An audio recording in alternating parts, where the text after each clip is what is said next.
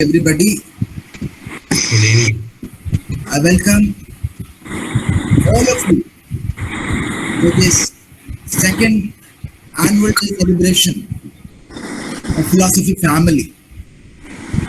This is an academic celebration. I say this is an academic celebration because even today we are having the talks of Professor D.N. Tiwari sir and Professor Paneerselvam sir. But the difference is today we'll be not having an interactive session after the talks. Today, philosophy family could progress because of the blessings and good wishes of the senior professors of the state and the nation, like Professor Prafulla Mahapatra sir, Professor Saroj Mahanti sir, Professor Ranjit Ghosh sir, Professor Padigrai sir, Professor Paneerselvam sir, Professor D.N. Tiwari sir, and many others.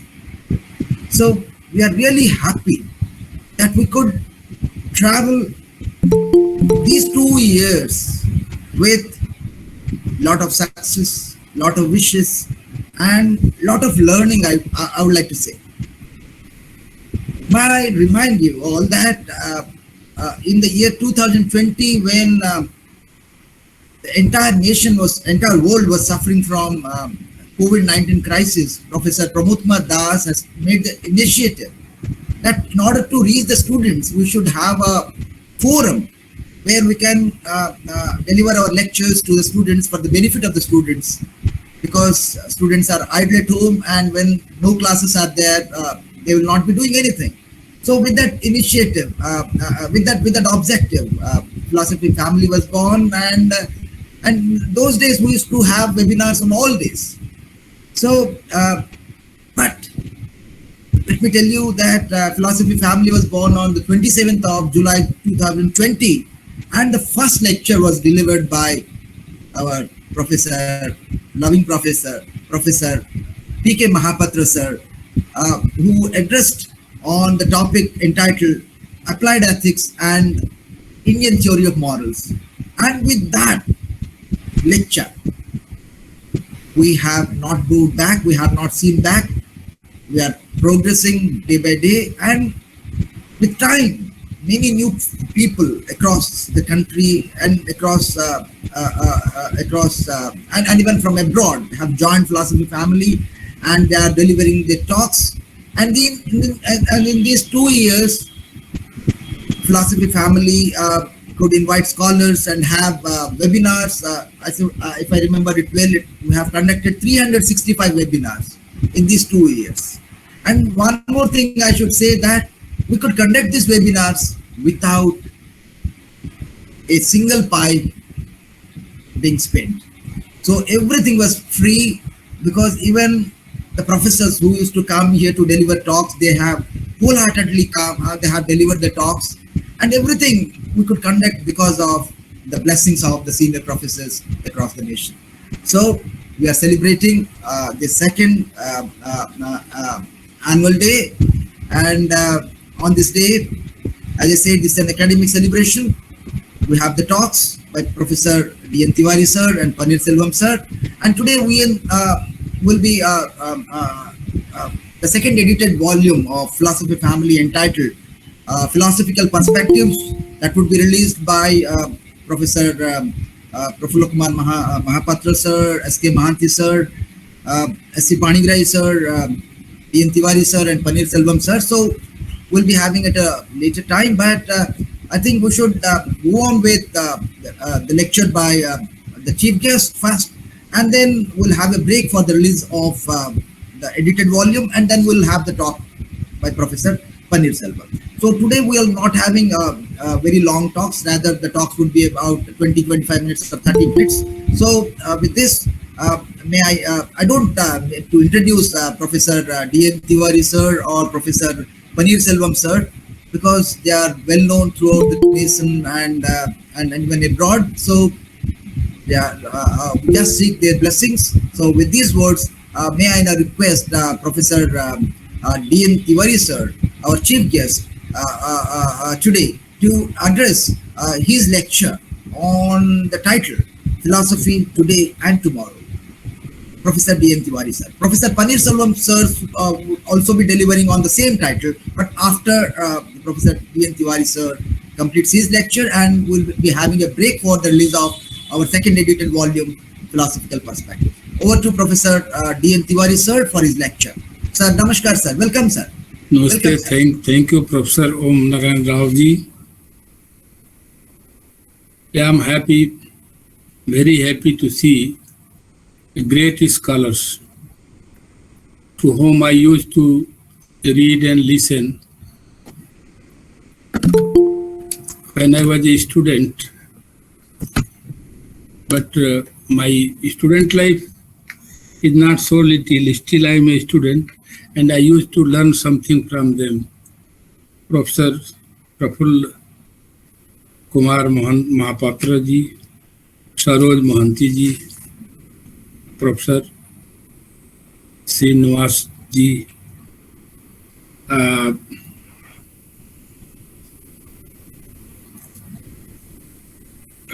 my senior and friend Professor Paneerselvam sahab. Perhaps there might be S.C. Panigrahi ji, Ranjit Ghosh ji is here, Shamasi Prasad ji, and so many my young and old friends are there.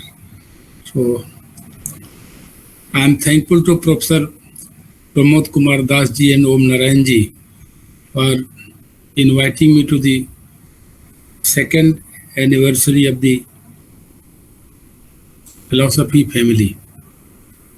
Really, it's a matter of happiness that this,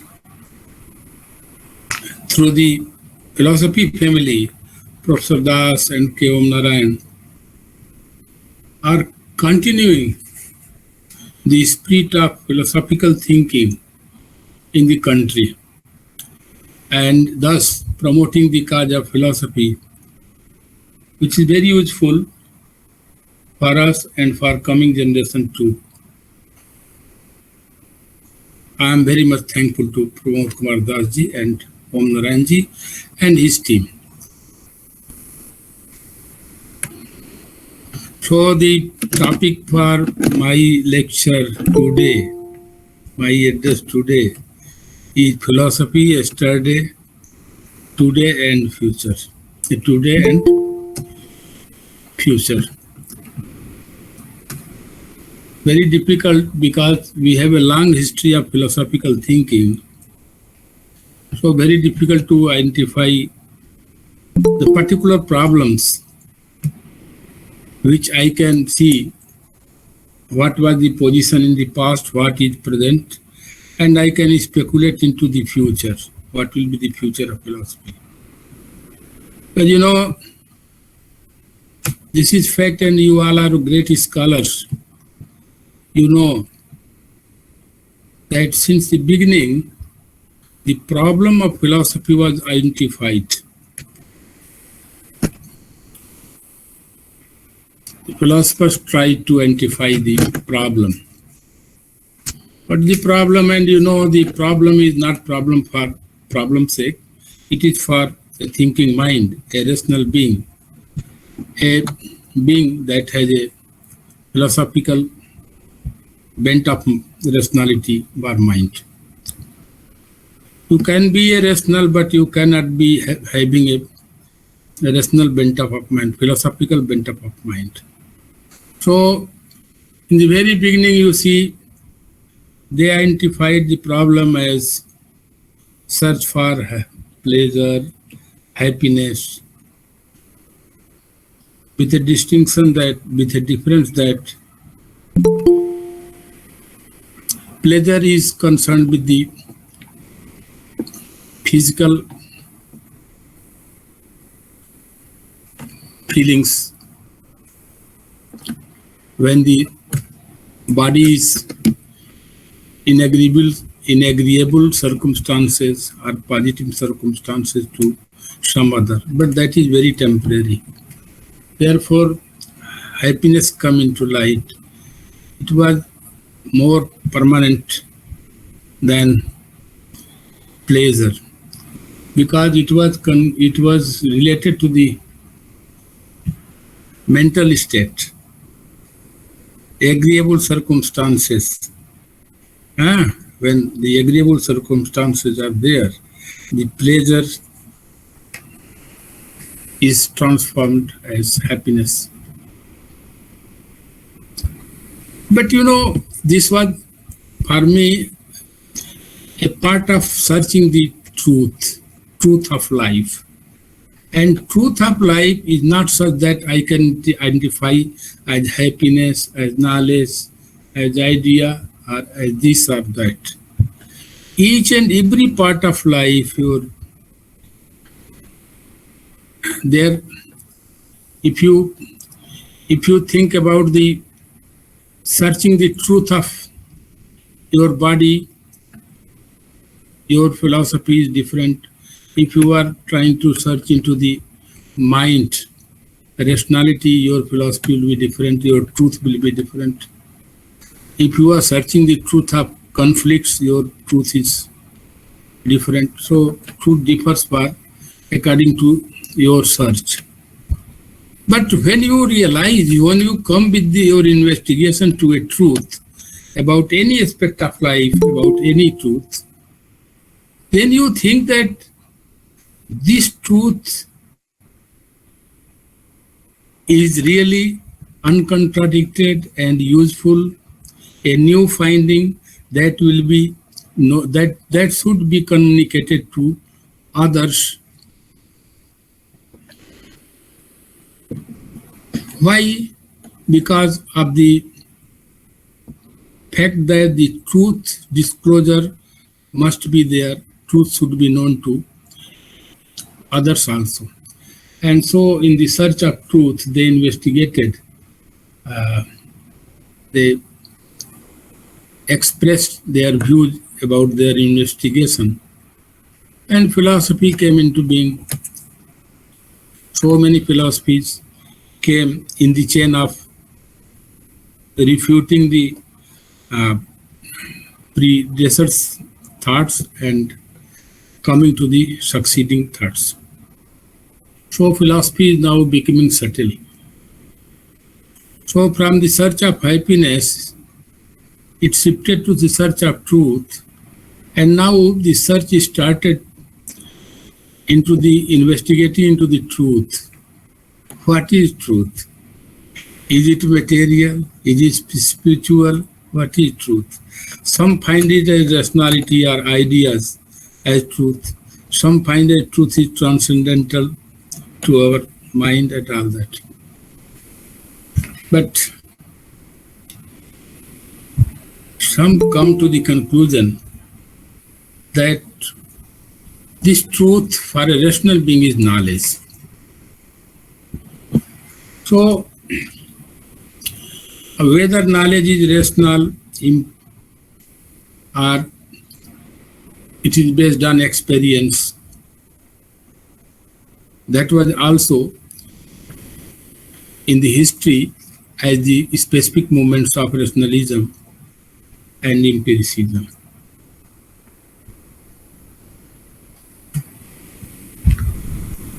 But I find that there was great discussion about the empiricism and rationalism, but later the scientific temper of the philosophers declared that there is no need of philosophy. What philosophy can do about the knowledge? About the knowledge, we have the only, it is our occupation to search into the knowledge, to observe it, to analyze it, to experiment it, and to accept it, to confirm it. Philosophers cannot do it because they have no instrument, they have no experiment, and they can speculate only. So that may serve as a hypothesis, but not as a theory, as a confirmed theory. And therefore, there is differences of philosophy in the past, also in the present. So great philosophers are there, Professor Mohanty, and Mahapatra ji, Paneerselvam ji, they all have their own philosophy, own way of thinking, and that is very useful for the recent time. But the thing is that we Indians are not evaluating their philosophy, or we are all. It is also our duty to come it up to make it available to the audience so that they can go through that and they can evaluate it easily. So about the knowledge, so many searches. Is it substance? Vedantins, they accept that yes, knowledge is substance. But Naiyayikas, they refuted it. They said, no, it is a quality of the soul. So it is not a substance. It is a quality.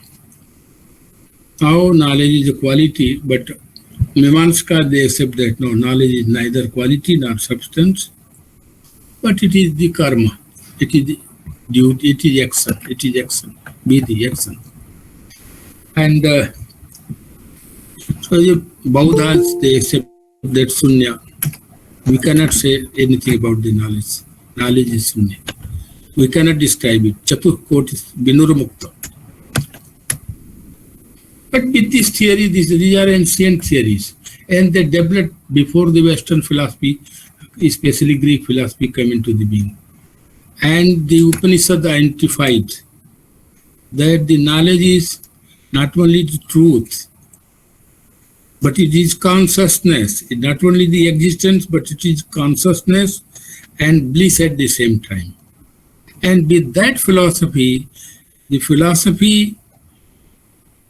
philosophers make the welfare of others as their mission of philosophy.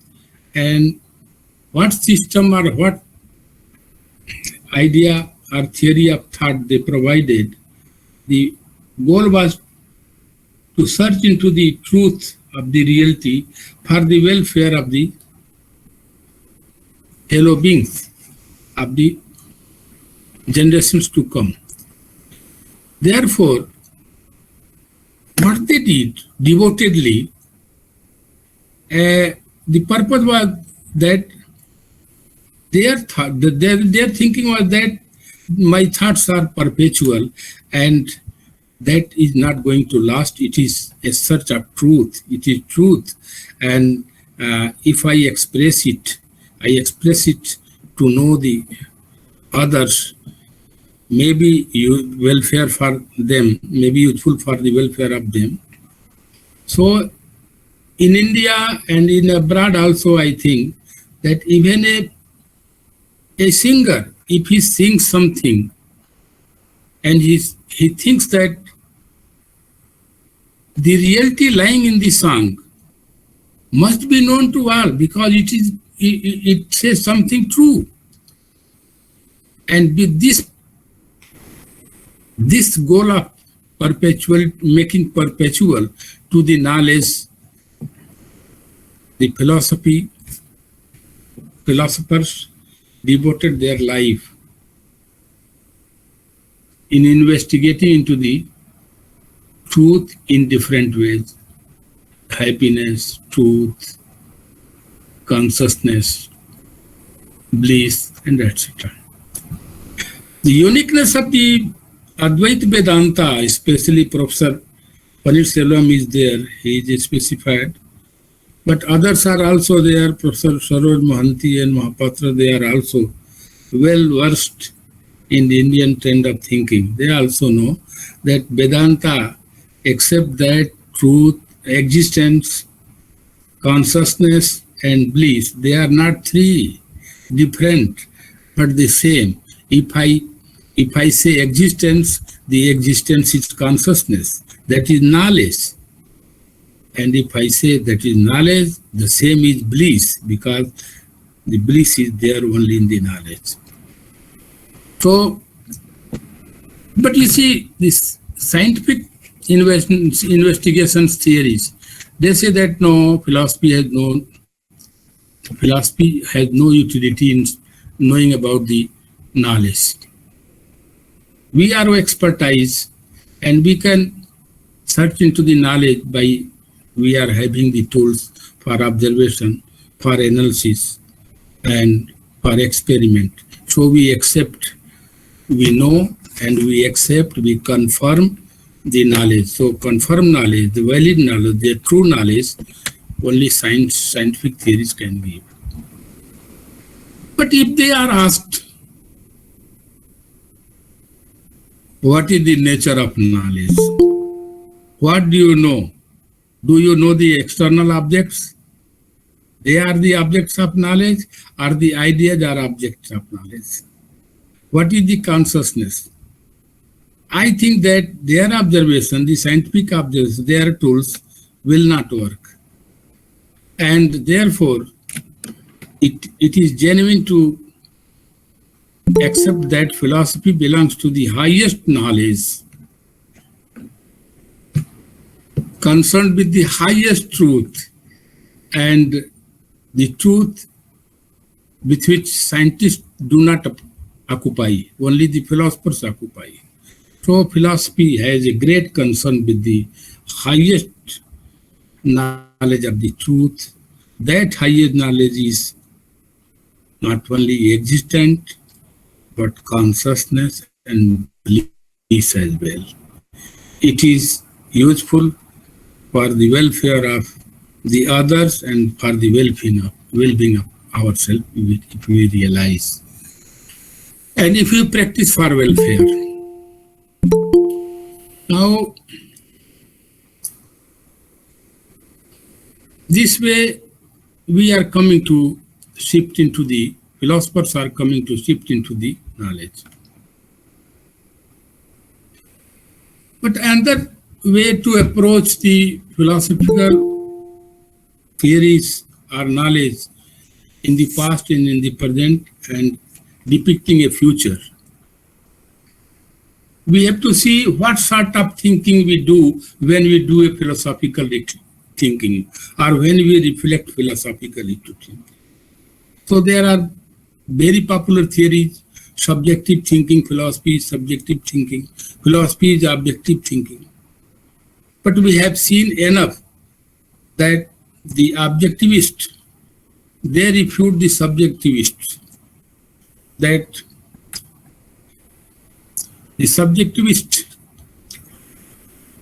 they cannot justify their knowledge for others. They just speculate into their own reality, and that may be accepted, that may not be acceptable to others because others have some different speculations. So subjective mode of reflecting on is not philosophical. Rather, there must be objectivity in the philosophy, as the sciences have, because there is scientificity in sciences, scientific knowledge, and there must be scientific thing, scientific element. Yeah, the philosophical thinking should be also scientific. So this way, objectivists, they think that all the theories, they suffer from psychologism and theory impregnation. And this theory impregnation and psychologism was made the problem for analytic philosophers, Prof Paneerselvam and Srinivasan, and all others you are expertise. So,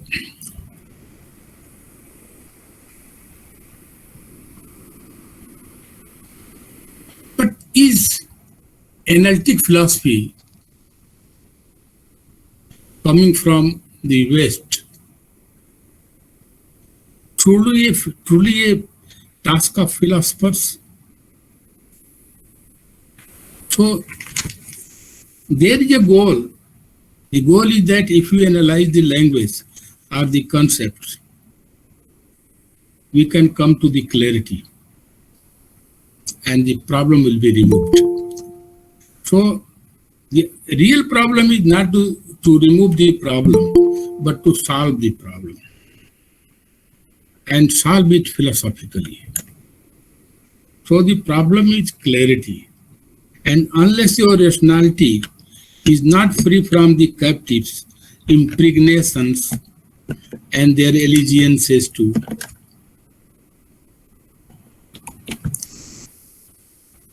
your mind cannot think philosophically. Not only that, you cannot have a rational hunger, you cannot have a philosophical hunger.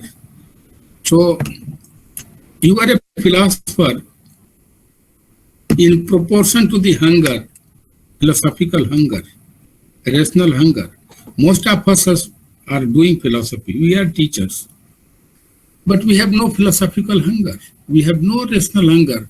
Our minds do not confront with the problem. And we say, we copy something from somewhere and we make ourselves popular as our own theory. But there is only copying from the past, copying from our present, but no originality. In the name of the originality, we are just looking into the social sciences, because here our age is the age of utility. We have forget that there must be truthfulness in the theory, there must be a welfare concept in the theory, welfare aim in the theory, and at the same time, there must be utility of the theories. We have taken just only utility. Oh, the politicians, they are talking about the utility, and therefore, what we are doing must we see, is it of some utility for others or for society? So we are making philosophy as sociology. So to make me Paneerselvam or Paneerselvam DN Tiwari is not a solution. So philosophy, it is dangerous for philosophy if we are making philosophy as sociology or as commerce or other joke or in the name of philosophy, reflections. So philosophical reflections, they are mostly concerned with what we know. We concentrate on that. We analyze that.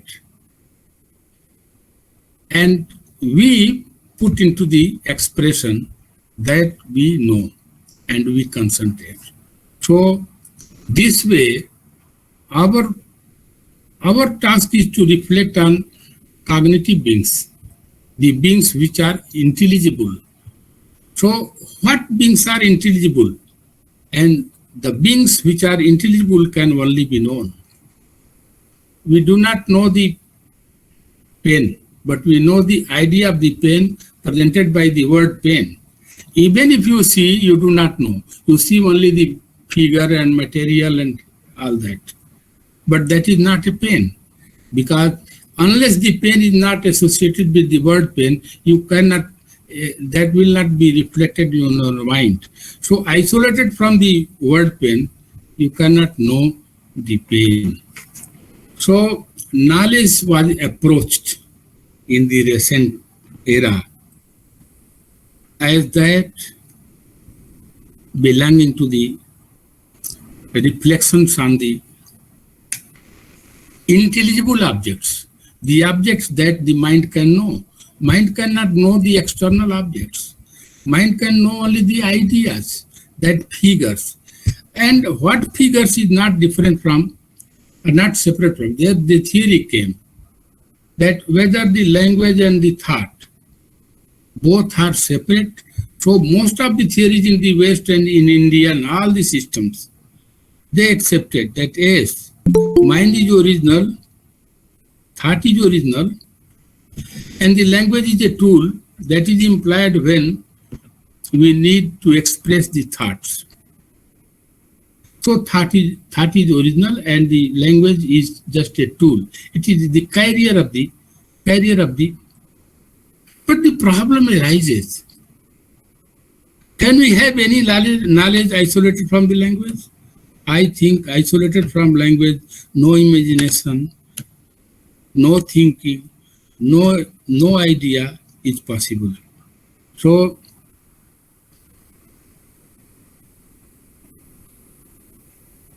we have enough sufficient argument to accept that the knowledge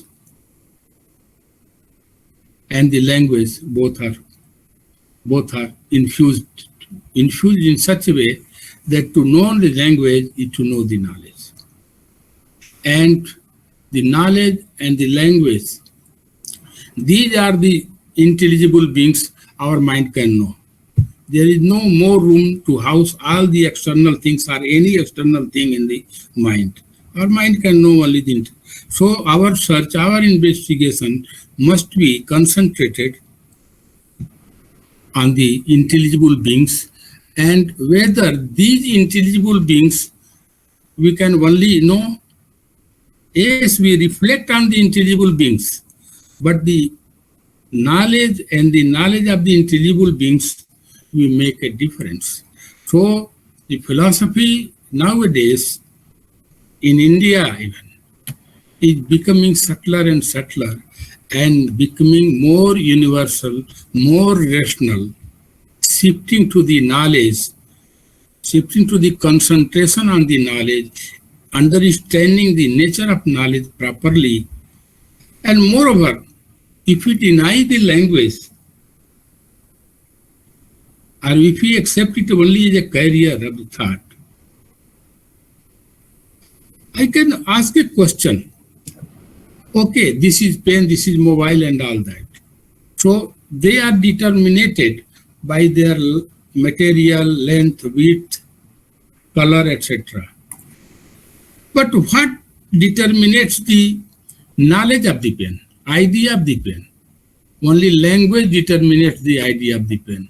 So knowledge is determined only by the language, and all knowledge is determined only because language infuses that.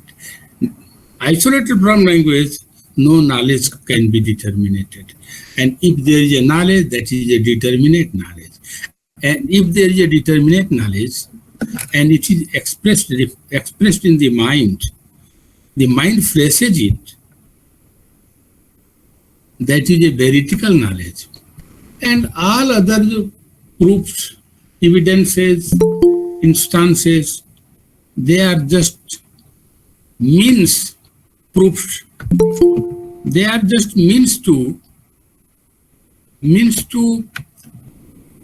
prove the verity of knowledge expressed in the mind by language through their measures.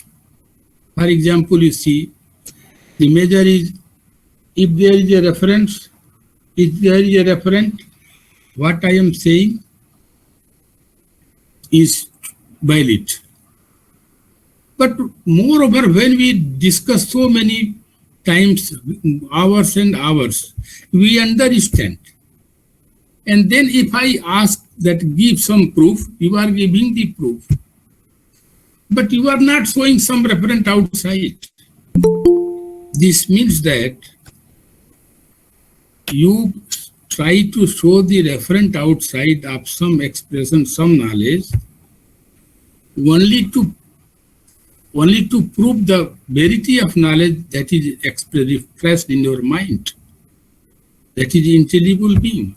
You want to show that there is a corresponding reference in the empirical world of the intelligible being, that is idea in the mind. So now the time has come that you have to accept the existence of ideas. So now the philosophy, the language is not like water to fish, but it is like the gills of the fish. Without language, knowledge cannot be expressed. Knowledge cannot be possible. It will cease to be knowledge, isolated from language. So now a great discussion about relation also there. Nayayikas talk about so many relations. In every their contact six kinds of sensory contacts for sensual perception. Despite that, sanjog, samvay, and so many types of samvay or samvay, they accept. Others accept that relation is identity.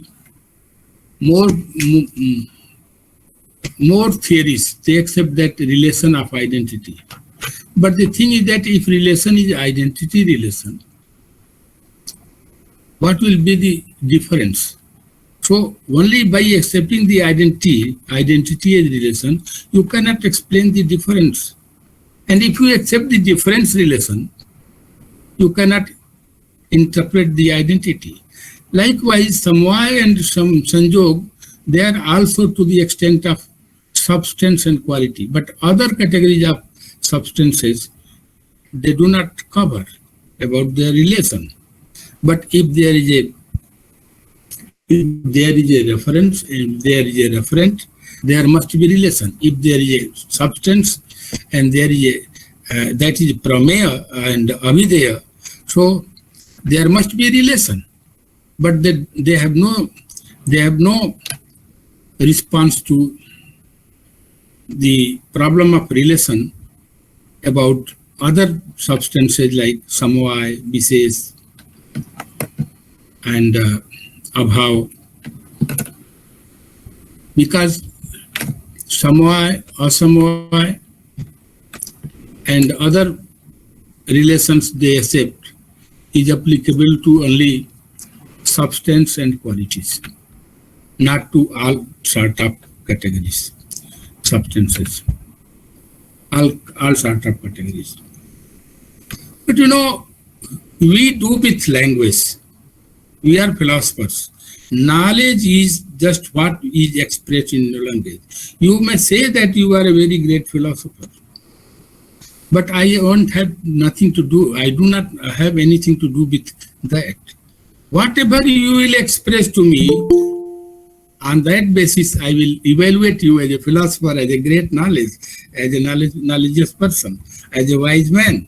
So we are philosophers, we are concerned with expressions. What you express tells me what is the level of, are you a philosopher? So the relation between the meaning, the expressions expressed and the expression, what is that? And after a long discussion, I have come to realize that the natural fitness of expression is the relation between the expression and the expressed, between the signified and the signifier. Because if some sentence is not naturally fit to express its meaning, we cannot understand. But if that is naturally fit, we understand. But when we try to find out the relation between the two, we can say that it is the fitness of the expression by which it expresses the expressed. So this way, the main problems from the ancient time to the latest modern time, we have been thinking about language, reality, and shifting to the truth, knowledge, bliss, and then on language, meaning, and their relation. Now at our time, it is very important, and I'm happy that Professor Paneerselvam is here, and I am here to listen him also. Purposely, I have joined here to listen him. So, it is that why philosophy is deviated from its proper task? Why it is by most of the teachers who supervise the theses is turning towards sociology, political thoughts, political philosophy. And the main task of reflecting over the objects that we know is missing from the scene. I have a hope, positive hope, that with your effort and you, the greatest philosophers, are here, we will agree to find out that philosophical reflection should center to the knowledge, higher knowledge, because of that, philosophy can be distinguished from the sociological knowledge, medical knowledge, engineering knowledge, medical knowledge, and their philosophies. So there is a question of identity at present about philosophy. And in the name of utility, we are doing sociology, political science, and music, and other things, yoga, and even not going philosophically to those problems also. Just we copy from the persons, scholars belonging to those proper disciplines, and we are submitting it to philosophy. Oh, I have done work on philosophy of music, I have done work philosophy of political science, social philosophy, I am working like that. So there is a question of existence of philosophical reflections, to distinguish philosophical reflection from others. And my submission is that we can distinguish it only when we concentrate our reflections to what we know and would take that the knowledge of what we know and the knowledge we know, they are different, because knowledge as such is not the object of any other knowledge. But the object of knowledge, whether it is external object or it is intelligible object, is of the character of, is having the character of otherness. It can be the object in the other expressions or in other knowledge also, objects of knowledge. But the knowledge itself is not the object of knowledge. So the object of knowledge and the knowledge of the object of knowledge, there is difference. So we should, that is the way I have just suggested, we should concentrate on this way also. And I think that with this thinking, philosophy will occupy its proper object of thinking and proper field of reflecting philosophically. With these words, I am thankful to you all for listening me so patiently. Thank you, sir. Thank you so much, Professor Tiwari sir, for sharing your valuable thoughts and ideas. Well, there will be no synopsis, there will be no interaction session for the talks today. Thank you so much, sir. Well, I should also once again thank all the professors, researchers, scholars, and students for joining this event. Thank you all. Now it's time actually to release the second edited volume of Philosophy Family entitled Philosophical Perspectives. We have with us Professor P.K. Mahapatra sir, Professor Saroj Kumar Mahanti sir, Professor D.N. Tiwari sir, Professor Paneerselvam sir, and I request them to release this edited book of Philosophy Family. Well, actually, there was a lot of problems in releasing the second issue because of the printer who made a lot of problems. And despite all this, we could only get this book 2 days back. And that being the reason, we could not send to the professors for releasing this. Well, we have sent the soft copy to them. Just if they can show, if they can put on the videos on and show the soft copy, I mean the mobile, the WhatsApp copy, and release this book, sir. Thank you so much, sir. Sir, please please declare this book to have been released by you, sir, so that we can, so that this book can then reach to other participants. Sir. Sir, please release this book, sir. Professor P.K. Mahapatra, sir, Professor Suroj Mahanti, sir, Professor Paneerselvam, sir, and Tiwari, sir. Well, just thank you. Okay. Thank you. Yeah. Professor Mahapatra, sir. Okay. The book is released. We are yet to see the copy in physically, but I'm sure it will be all right. Thanks to the continuous efforts of Team Om Narayan Rao and Pramod Kumar. Thank you. Thank you so much, sir. Thank you, professors. Great moment to release these volumes, useful for the world of philosophy, scholars for philosophy, and I think that it will be welcomed with its release by the scholars. So nice, Professor Paneerselvam, sir. I'm very happy to release this very interesting volume.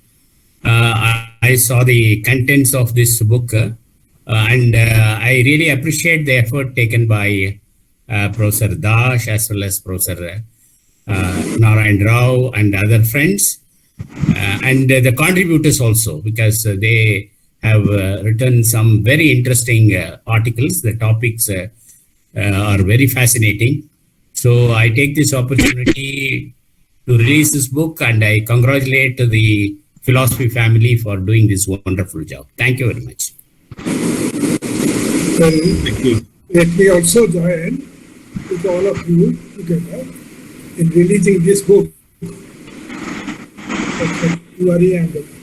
So in the group we have already seen, sir. So it was posted. Oh, Yeah. Okay. it was posted. So nice to see it. So you must have seen that book. We can purchase it. Straight, but I get this. Thank you for. Because it is a collection of scholarly papers by so much philosophers. So it will be a good addition to our library. Yeah, definitely. Yeah. Very good. Thank you so much, sirs. Well, this book has been released. Thank you so much. Very soon we'll be sending a copy of this book, and also a copy of the earlier book, Philosophical Perspectives, to those whom I could not see in the first volume. So we'll be sending this volume, say, to those whom I could not send Philosophical Reflections, the first volume, along with Philosophical Perspectives, the second volume. But to those whom I have sent Philosophical Reflections, I'll be sending this second edited volume very soon. So thank you for releasing this book, and for your nice words. Thank you so much, sir. Thank you so much. Now I request Professor Paneerselvam, sir, to have his talk. So I once again thank all the participants, senior professors. I should even thank Professor Sambashiva Prasad, sir, who has graced this occasion, and he is there with us, and also all professors, senior professors who are connected with us. So thank you, thanking all. We should move to Professor Paneerselvam, sir. Yes, even Indu Kanduri madam, she has introduced a number of philosophers to this family. So with these words, let us move to Professor Paneerselvam, sir, for his. Thank you, sir. Thank you, Professor Narayan Rao ji. Respected Professor Pramod Dash, Professor Narayan Rao, Professor Maharana, who are mainly responsible for this very important group called the Philosophy Family. And I am very happy to see the senior most Professor Mahapatra ji, Professor Saroj Mohanty, Professor T.N. Tiwari ji, Professor Sheshagiri sir was also there, Professor Roma Wang, and many others. Also Professor Ranjit Ghosh, Professor Sambasiva Prasad, Dr. Srinivasan, Professor Badri, Professor Sushinji, Professor Prashant Shukla, Amit Valmiki and many others. And this is a happy occasion to celebrate for the main reason that the philosophy family could successfully conduct the program without any financial support, all of us know. But in spite of that, they were able to do this program successfully for the past 2 years. And not only that, they were able to bring out 2 volumes, which are very fascinating. And this shows the effort made by Professor Dash as well as Professor Om Narayan Rao and then Professor Maharana. And I congratulate them for making this effort. And we are all with you, Professors, and whatever help you need, we will be very happy to do, because no, you are doing everything for the sake of younger generation for philosophy, that is young students and young scholars of philosophy. So we congratulate you and we greet you very much on this second annual day celebration. Now, I'll be very brief because after listening to my good friend Professor D.N. Tiwari, I feel that I have very little to say. Because he has given a very beautiful approach to both language and reality. And towards the end of my talk, I would make some observation with regard to his approach, because this is also closely connected to my approach. But prior to that, I would like to see the dynamics of the philosophical method. When I say the dynamics of philosophical method, the question that comes to one's mind is, philosophy for what? Why should we do philosophy? What is the need for philosophy?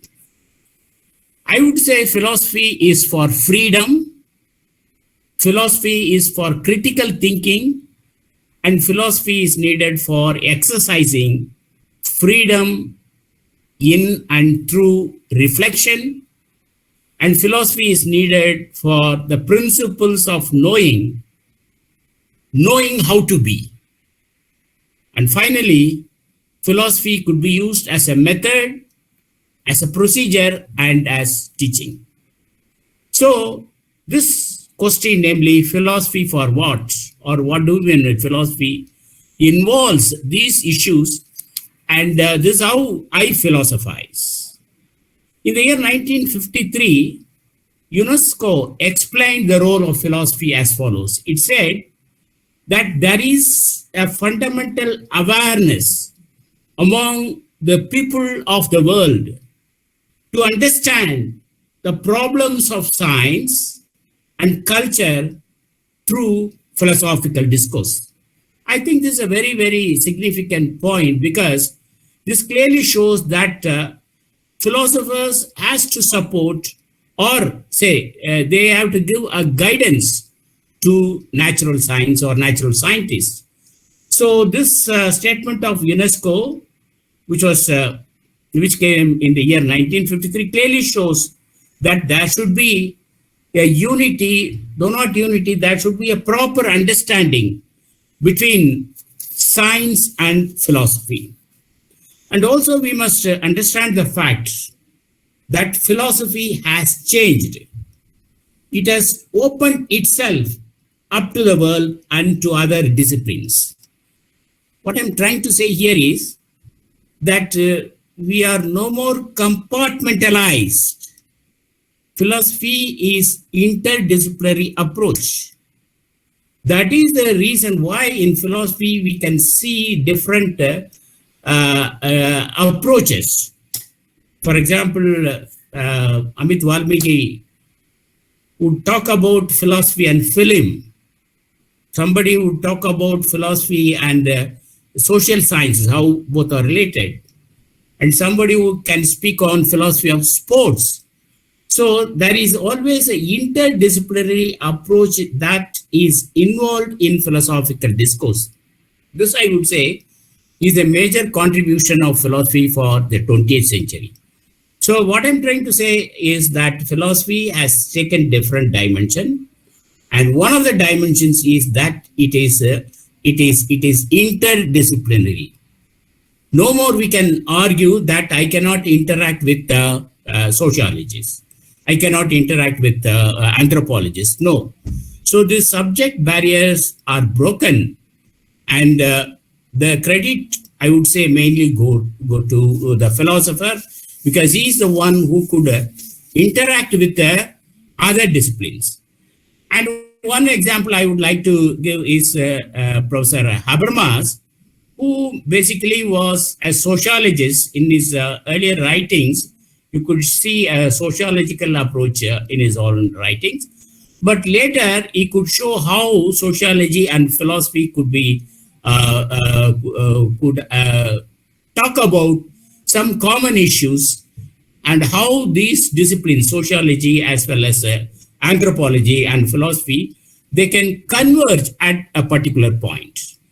So it is very clear from Habermas or from any contemporary philosophers of the West as well as East that we should have an interdisciplinary approach. Now the question is, what should be the task of philosophy for the 21st century, or philosophy for the future? What should be the task of philosophy? I would say, first of all, philosophers should conceptualize, and secondly, they have to formulate the problems. Thirdly, they have to classify the ideas. Fourthly, they have to use logic and dialectics in their method. And finally, the critical thinking.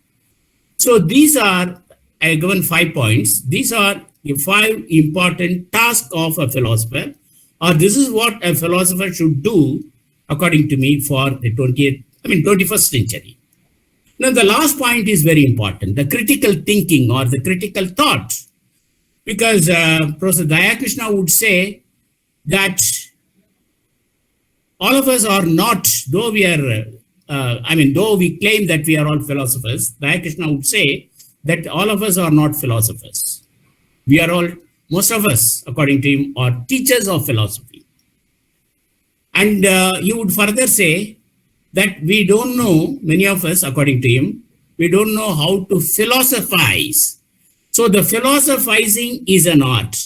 It is an activity. It is a part and parcel of human life. Who can philosophize? A person who has got a critical thinking alone can do that. But most of the time, we teachers of philosophy, Professor Tiwari also has pointed this aspect. Most of us, or most of the time, we as a teachers of philosophy simply repeat what is given in the books, what is stated by so-and-so, what is already available in the text. So this is how we have been taught. Our ancestors have taught us and our teachers have taught it, and we are repeating the same thing to our younger generation. But where is the critical thought that is involved?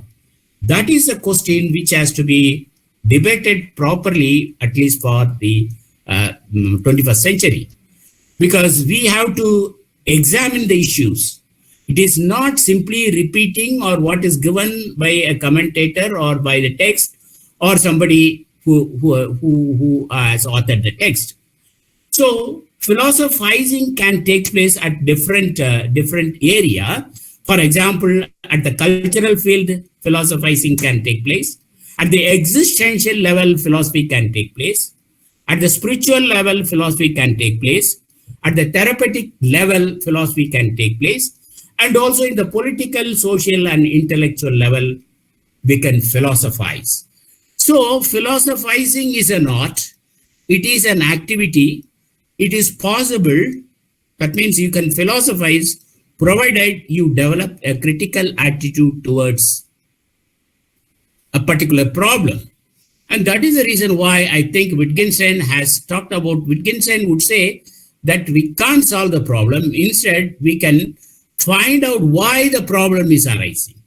If you know the reason for that problem, then it can be easily solved. So this means there is a method of understanding the problem, which is possible only through philosophizing. And of course, there are different ways of putting philosophy into practice. For example, we can have philosophical counseling, which is very well picking up now, because some time back, only psychological counseling was accepted, but now philosophers also participate in counseling. And in fact, in many foreign countries, philosophy counseling is taught as a separate discipline. In India also, we are teaching this subject, and we are writing articles on philosophical counseling. The significance of philosophical counseling is emphasized by our contemporary thinkers. So, when we ask the question how to put philosophy into practice, I would say these are the methods. One is philosophical counseling, and second is philosophical gathering. Philosophical gathering means that we meet often at a particular place and discuss philosophical issues. Then nowadays we conduct number of workshops on philosophy, and also weekly meetings, philosophical forums, and like the philosophers meet which we are having. So all these are helping us to put philosophy into practice. And I think this is very much essential for the 21st century. In fact, we have to take philosophy to the common man also, for which these methods or these procedures are to be followed. Now, also we must understand the fact that philosophy has to take into account the world problems. The world problem in the sense we can't sit somewhere isolating ourselves from the rest of the world, and we can't talk about ivory tower philosophy, not connecting ourselves with the people. So in the 21st century, philosophy has to address the world problems. How is it possible? It is possible through dialogue, and also it is possible through analysis, and also questioning some of the concepts or values which are prevailing in our contemporary society. So this means there should be independent thinking as well as critical reflection. And that should be, I already stated the significance of the interdisciplinary approach, because we no more can compartmentalize ourselves by saying this is my area and nobody can enter into that area. And it is also pointed out by many structuralists as well as post-structuralists that philosophers can interact with other disciplines. One example I would like to quote here, that is Levi-Strauss. Levi-Strauss, all of us know, is a well-known structural anthropologist. He has discussed the significance of structuralism in the context of philosophy. His book talks about how the role of myths and metaphors can change the structure of the world. His book, The Savage Man, for example, is the one which deals with the structuralist understanding of human society. So not only that, in order to develop a human understanding, or in order to have intercultural understanding, it is very much essential to know that philosophers can interact with other disciplines.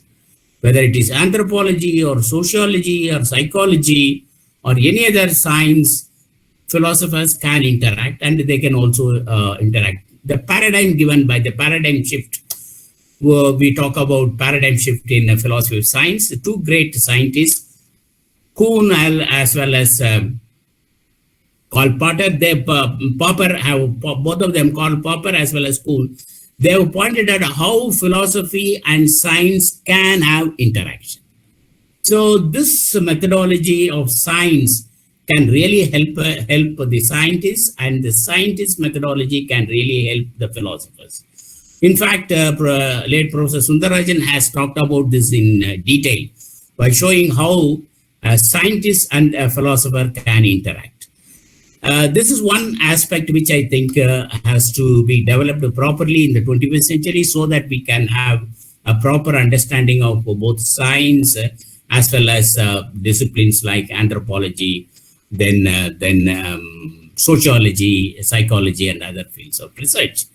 Then also we must remember the fact that in Indian philosophical tradition, philosophy is considered as a way of life. It's a way of life which combines theory and practice. Sometime back, Professor Jayan Mohanty has written a very beautiful essay on theory and practice in Indian philosophy, wherein he shows that how Indian philosophical tradition can combine these two aspects. Because in the Western tradition, philosophy is practiced only at the theoretical level. But in Indian tradition, we can see a synthesis between tradition and modernity. Tradition and modernity. Okay, I thought some message Professor Narayana Rao sent. Professor Narayana will tell me when I should stop. Okay, Carry on. yeah. So philosophy in Indian tradition as a different approach altogether, because it not only theorizes but also it gives a practical orientation to the problems of human society. That is the reason why now we are talking about the applied philosophy by showing how philosophy can discuss some of the issues. For example, in bioethics. Bioethics is one of the very important subjects which is discussed at length in many foreign countries. And bioethics has a close link with the philosophical discourse. Especially you can see how some of our concepts that we have developed in Indian philosophy could easily be applicable to bioethics. So this is something very important in the context of 21st century. And also we must remember the fact that in India, philosophy has three different conceptions at three different periods. For example, philosophy is understood as a rational, critical view of the world. This is the first conception of philosophy. That is, philosophy is seen as a rational and critical and review of the empirical world. And secondly, philosophy as a system of ideas comprising epistemology, metaphysics, and ethics. For example, if we take any system of ancient philosophy in India, we can make this classification. We can see in each and every system of philosophy, in the classical system of Indian philosophy, you can see the epistemology, metaphysics, ethics, etc. So this is one way of understanding philosophy, that is philosophy as a system of ideas. Then third is philosophy as the intuitive network of the views regarding the study of man, nature, and world. Of course, once again, if you go back to Indian tradition, you can see how our classical Indian philosophers have discussed these three important concepts in metaphysics, for example, man, world, and God. Example, very beautiful example can be given from Vishishtadvaita philosophy. So these are the three different conceptions of philosophy. But what is important is that philosophers have been concentrating one aspect of these three concepts and neglect the other. This is a view given by late Professor K. Chachirandamurthy. And Professor Murthy is of the view that philosophers must take into account all the three conceptions of philosophy so that they can have the better vision of themselves as well as the better vision of the world. So also, I feel my way of approaching philosophical problems is something different because I feel that philosophy should have a concern for the downtrodden and the suppressed and the oppressed, the marginalized, and there should be economic and political justice, and there should be participation of all. And we must also discuss the social and environmental problems. These are my four concerns with regard to philosophy. That is, once again, I would like to repeat this. This is philosophy must have a concern for downtrodden and the suppressed and the oppressed and the neglected, the marginalized people in short.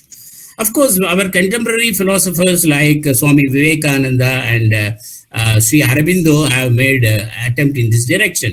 That is the reason why Swami Vivekananda long back said, I do not believe in a religion which cannot wipe out the tears of a widow or which cannot bring a loaf of bread to an orphan's mouth. So there is a concern for the human society. And also philosophers must work for economic and political justice. And also there should be a participation with the community. This is very important. That's why in the beginning itself I said philosophers cannot isolate himself and sit somewhere and do some, armchair philosophy. Then finally, I would say that social and environmental problems are so much disturbing us, and philosophers alone can give a direction. This is my strong conviction. In fact, why I'm so much convinced is that some 20 years back, I am told that there was in one journal which has come from West Bengal, there was one article. I don't remember the title of the journal, but somebody has pointed out that Professor Ranjit Ghosh must be knowing that title of that. It seems, there is one article in that journal. It says, where are the philosophers when we need them? That is the title of the essay. There was a very big environmental crisis in West Bengal sometime back, it seems, some 20 years ago or something like that. So the article has asked for the direction from the philosopher. So I always feel that the social and environmental problems can easily be tackled by philosophers, that too Indian philosophers. That's why when we are talking about now the social environment as well as sustainable development, we are coming back to Indian philosophical tradition, especially the Buddhist as well as Jain tradition and Hindu philosophical discourse. All these three give a proper direction to some of the problems which are facing, which the world is facing now. So the best way of solving this problem is to go back to our own tradition, especially Indian tradition, and see some of the methods which our philosophers have adopted in the ancient past. And we can apply that to some of the burning problems of the society, environmental problems, etc. And we can make an attempt to solve them. And in Indian philosophy, when I think of Indian philosophy, I always think about the uniqueness of Indian philosophy, because I feel that Indian philosophy, according to me, has got four important segments. I would like to use the word segments. What is that? One is they experience centrality. They experience centrality in all our visions for the future. Have been developed by our great rishis and great saints, the Vedic rishis and the Upanishadic sages. They have given a proper direction. So the experience centrality is one of the important segment or aspects of Indian philosophy. Secondly, I always feel that Indian philosophy is goal-oriented value system which has to be cherished and which has to be nourished. And thirdly, there is always a cultural embeddedness which is involved in the context of Indian philosophy, because Indian philosophy and Indian culture can never be separated. One cannot exist without the other. Then finally, I would say that the fourth segment, according to me, is that there is a holistic and integral approach which is very much visible in Indian philosophical tradition. When I say it is a holistic and integrated approach, it means that our philosophers, that is our ancestors, Indian philosophical thinkers, have pointed out that both animate and inanimate form the part of the society. That's what they mean by the integrated approach or a holistic approach. One good example is from Vishishtadvaita. Vishishtadvaita talk about three ultimate realities, all of us know, Chit, Achit and Ishvara. Now, this Achit is matter which is inert, but it is also part and parcel of the three eternal realities, though Vishnu or Ishvara is something supreme. So it clearly shows that the Indian philosophical tradition has a holistic and integrated approach to the reality. This is something remarkable. Of course, later, many of the Western thinkers have also talk about that. One example is Raimundo Panikkar, who also talks about what is known as cosmotheocentric vision, wherein human being, the world, and God, both three are involved. So this uniqueness of Indian philosophy has attracted many of the Western philosophers, because I always feel that, I would like to quote Radhakrishnan here. Professor Sambasava Prasad is very much familiar with Radhakrishnan. So I would like to say that Radhakrishnan, while talking about intellect and intuition, he is of the view that he says that Western philosophical thinking is more or less intellectual in nature. Now, this is how he distinguishes Indian philosophy from Western philosophy. He says Western philosophical discourse primarily is based on intellectual approach, whereas in India, that is Indian philosophical discourse, it is intuitive in nature. It comes from the anubhava or experience of the saints and sages or the philosophers. So this is very much essential, and I'll conclude within 5 minutes. My last question is, what is the philosophy that is needed for the 21st century? Because quite often it is said there is no creativity in Indian philosophy, especially in contemporary period. All these are not acceptable, for the main reason that our Indian philosophers have contributed substantially in the contemporary period. For example, Professor Mahapatra ji is here. His contribution into philosophy is something remarkable. And there are many others. For example, here I would like to quote Professor Daya Krishna, Professor D.P. Chattopadhyaya, Subhijibin Bhattacharya, Professor Rajendra Prasad, Professor Barlinge, and many others, Professor Suresh Chandra, and many others. So, Professor R. Balasubramaniam, T.R.V. Murthy, Professor Sajjananda Murthy, then T.M.P. Mahadevan, and many others. All these philosophers have given a new methodology for understanding philosophical discourse, and at the same time showing their concern for the human society. So I would not accept the statement made by, because since there is no time, I'm not extending my argument. There are some scholars, then some thinkers who argued that there is no creativity in Indian philosophy and there is no creativity of contemporary Indian philosophers and all that, which cannot be accepted, because if you read the writings of our contemporary thinkers whom I mentioned just now, it is very clear they made a very significant contribution for the upliftment of the poor, and also concerning problems of philosophy, how philosophical problems could be solved. They're given a new direction. One example I would like to quote here is Professor Subhijibin Bhattacharya, a great scholar of our period, and he is the one who could connect Navya with the mathematical logic. Similarly, Professor Balasubramaniam could use the phenomenological method in understanding Advaita Vedanta. And many others. For J.N. Mohanty has made use of phenomenological understanding for understanding Advaita and other systems of philosophy. And I can quote number of authors who could show a new direction to philosophy. So there is a lot of creativity which is very much available in Indian tradition, which has to be accepted in this juncture. And I would quote one quotation from Shankara. It is very important. So I quote this quotation. Shankara says, "One who does not know the tradition, even if he is well versed in all the sciences, is to be ignored as a fool." This quotation of Acharya Shankara very clearly shows that one cannot give up one's own tradition. Now, actually, I would say that in today, India swings between the blind adherence of our old customs on the one side, and a slavish imitation of foreign ways.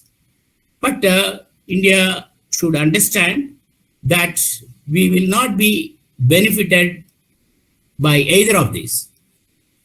Why? Because in one understanding, that is, if we simply follow the old customs without questioning them, there cannot be any progress. And similarly, if we simply depend on the foreign culture with a slavish mentality, imitating the West, then also there will not be any progress. So it is very much essential that true culture must emerge from within, which means that the culture and the values which we follow should be our own. So it should be homegrown. This is what is important. And many of us, while doing philosophy, fail to understand the fact that it is very much essential for us to depend on our own tradition, because most of the time we depend on the Western tradition. And the best example that is available is some of us, of course, I will also do the mistake. Most of the time we write on Western philosophy, but in the West, we should know the fact that in the West, nobody who writes on Western philosophy is not appreciated. Of course, there are very few exceptions, because they think that they know everything. They are expert in that. In fact, I had some encounters with some of the foreign professors who think that we cannot understand, Indians cannot understand Wittgenstein or Habermas or anybody, because they say that you are culturally different and also you don't know the language, namely German language. That's a different issue altogether. But so it is very much essential to understand the fact that what type of philosophy we should practice. What is a philosophy for tomorrow? This is a very important question. And I would say that it takes us to the question: what type of philosophy is needed now? What is a urgent philosophy? I would say, which is needed immediately. Immediately we have to practice that. Whether first of all, one has to be rooted in the tradition, and secondly, one must develop one's own thinking by taking into account the values which are available, which are given to us by our ancestors. Now, Professor K.C. Bhattacharya's very interesting essay is Swaraj in Ideas, wherein he makes a distinction between cultural subjection and cultural assimilation. And he would say in that essay, which is published in Vishnu Bharati University Journal, and it is said, he says, that we must be in a position to think in our own concepts. But most of the time we depend on foreign ideas or foreign concepts and we neglect our own thinking. But it doesn't mean that we should simply accept what is given to us. Here I would like to quote Professor Jayan Mohanty, very interesting quotation. For the sake of students, I am reading this. There must be many, this is from Jain Mohanty. There must be many things, those that are for us dead, right? And only of antiquarian interest. Some again, whose interest is only cultural but not philosophical. Now, this quotation of Jain Mohanty clearly shows that it is not the case that we have to simply accept what is given to us all the time. So here, actually, I would like to make a distinction between tradition on the one side and orthodoxy on the other, right? Tradition is that which helps us to preserve our own values. That is very much essential. But orthodoxy is something, the values which may not be needed, which may not be acceptable at this juncture. Here I would like to quote Habermas, for example. Habermas talks about two kinds of human existence. One is the life world, and another is system. By system, he says that it is something structured and something it is given to us, something it is thrown on us. We have to simply accept that without questioning that. And he says we will not be benefited by this methodology. Whereas the other one, the life world, is something wherein you can make certain modifications or changes according to the situation and according to the need of the hour. So some modification or some amendments can be made with regard to the tradition which we have inherited, so that we can make the tradition more richer, and there is no end to it. So this means this methodology, which is practice which is available in Indian tradition, has to be celebrated. That is, this tradition has to be celebrated. And when we think of Western philosophy, of course, we are fond of talking about the phenomenological method or the analytical method, because there are very great thinkers in India like Professor Ganeshwar Mishra and Professor G.C. Nayak, who made an attempt to understand Advaita or Buddhism from the standpoint of analytical philosophy. And similarly, there are thinkers like Jain Mohanty and also Professor R. Balasubramanian and many others have made use of Husserl's phenomenological method to understand Advaita. So there are different methods which are available in Indian tradition. Our system or our ancient philosophical tradition gives a scope for understanding the Western philosophy through our own method or methodology. This means what I'm trying to say in short is that some of the methods which are available in the West are not alien to this country. Because the 20th century, of course, has given a very proper direction to philosophy by developing analytical school or the continental philosophy, etc. But some of the aspects are very much available in Indian tradition. Of course, this does not mean that whatever the Western philosophers have said is already there in Indian tradition. No, I am not making that claim. But what I'm trying to say is, celebrate, no doubt, it is very much essential for us to celebrate the Western philosophy, Western philosophical tools or ideas. But at the same time, please read our own system deeply, so that you can see some of the elements of the so-called method, which are available in the West, can be seen in Indian tradition also. So, which means our tradition, our ancient philosophical tradition, Indian philosophical tradition, contains everything. And this is a high time for us to go back to our tradition and see the significance of it. But most of the time we don't do that. Why? Because we are quite often guided by the metaphysics. I'm not anti-metaphysician, but at the same time I would like to say that we have overdone metaphysics in Indian tradition. If you read,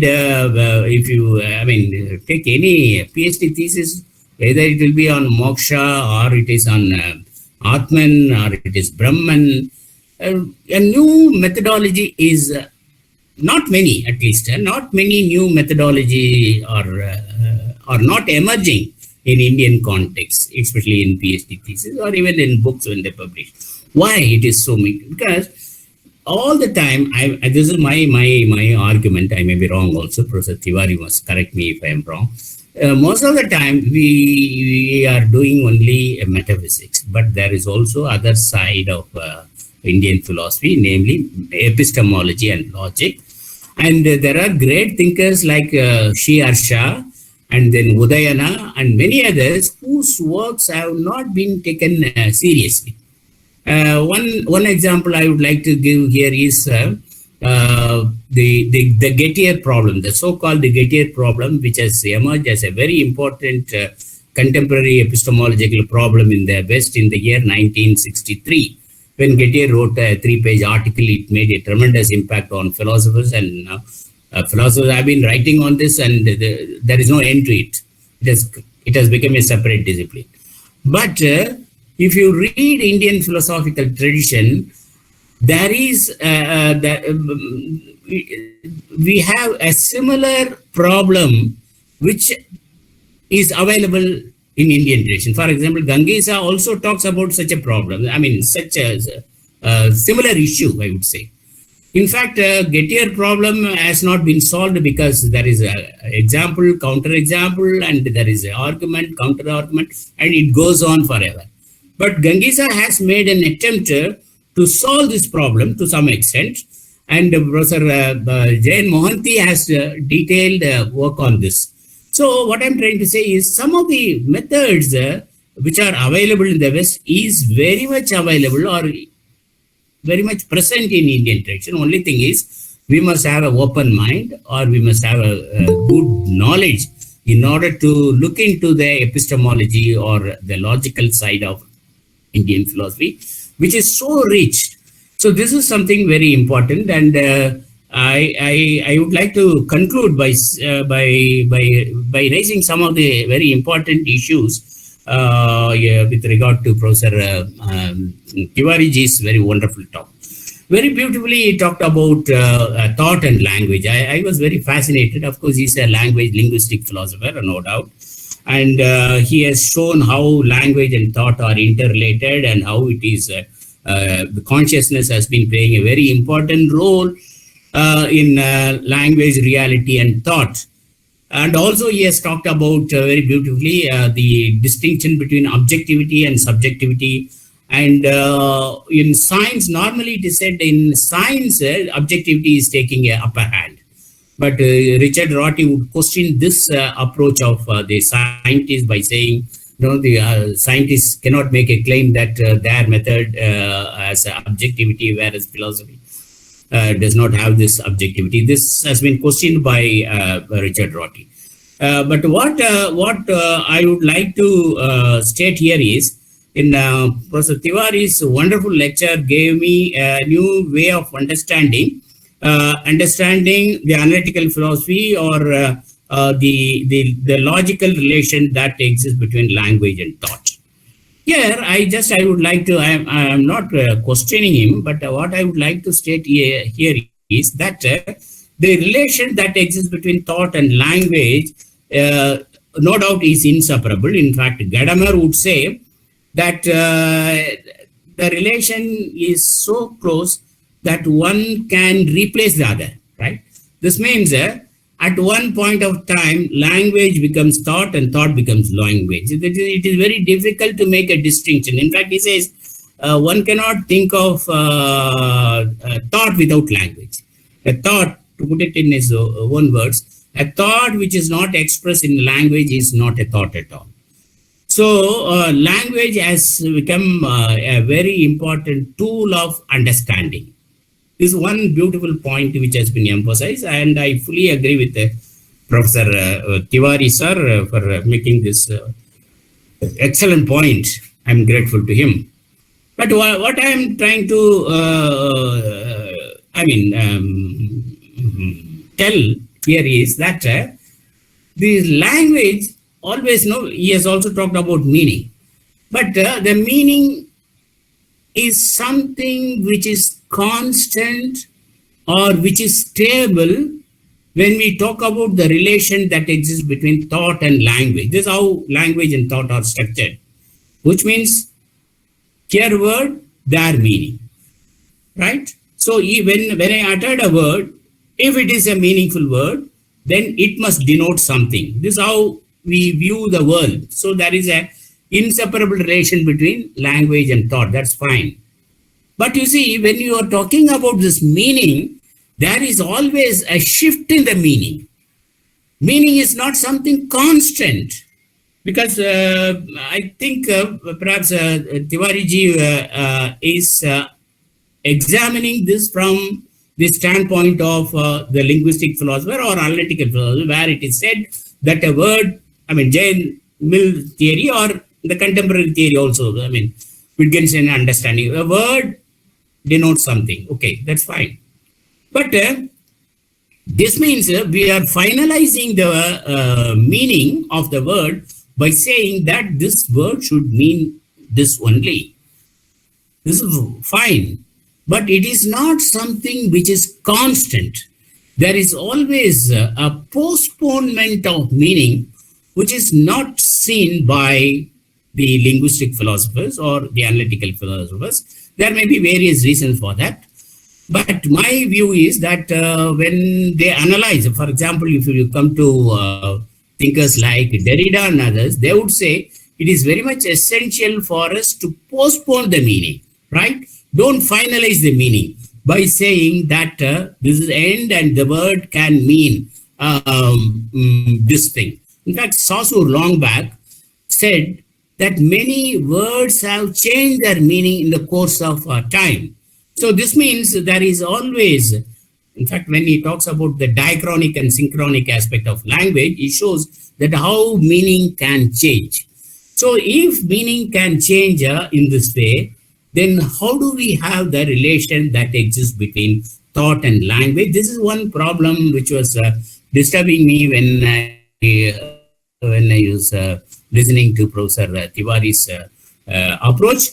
But he made a very, very significant approach, and I really congratulate him for showing a new direction to some of the philosophical issues. But I feel because I feel that the postmodern understanding is very much essential for knowing the philosophical problem.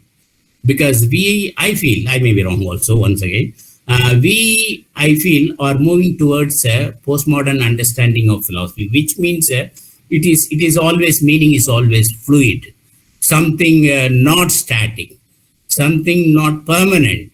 Now, you might ask me what is the benefit?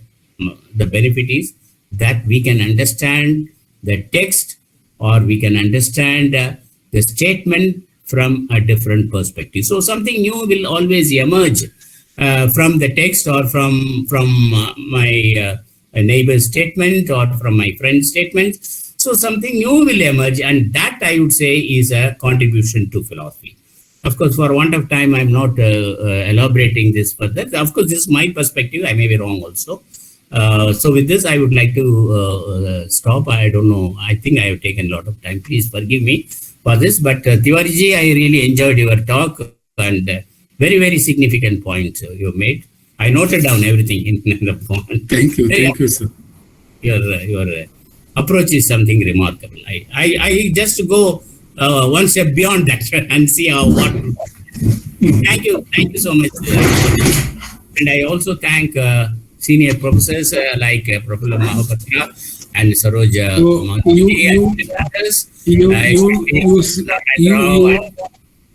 Professor, you raised a question about the meaning. So I agree also, but in my own way.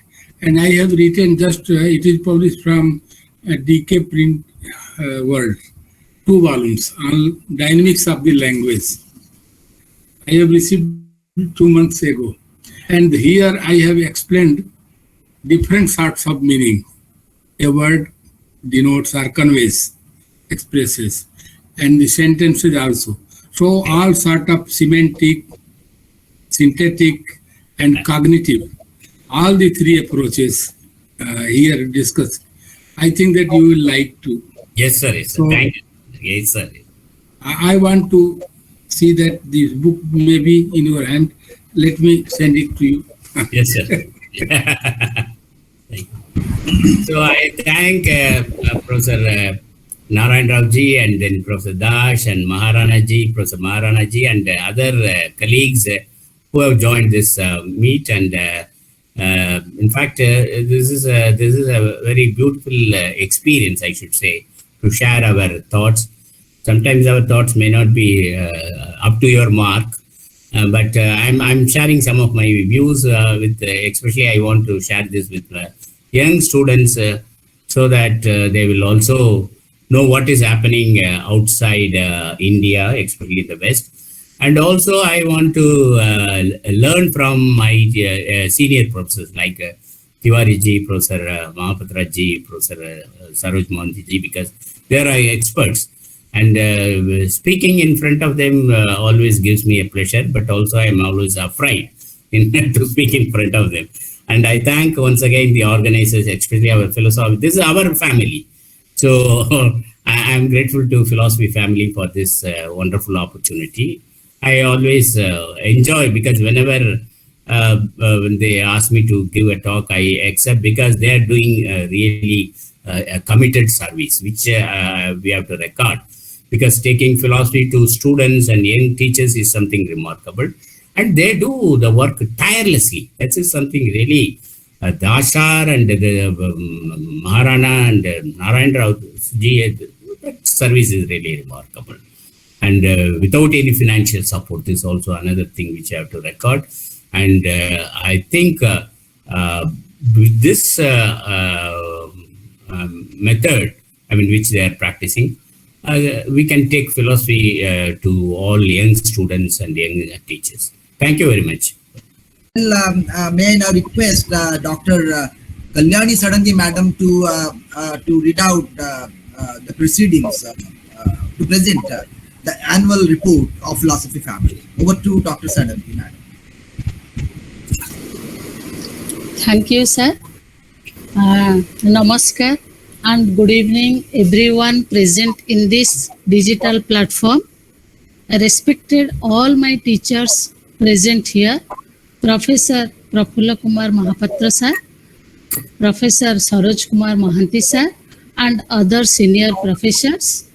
Today's Chief Speaker, Professor S. Paneerselvam sir. Today's Chief Guest, Professor Devendranath Tiwari sir, and my fellow participants.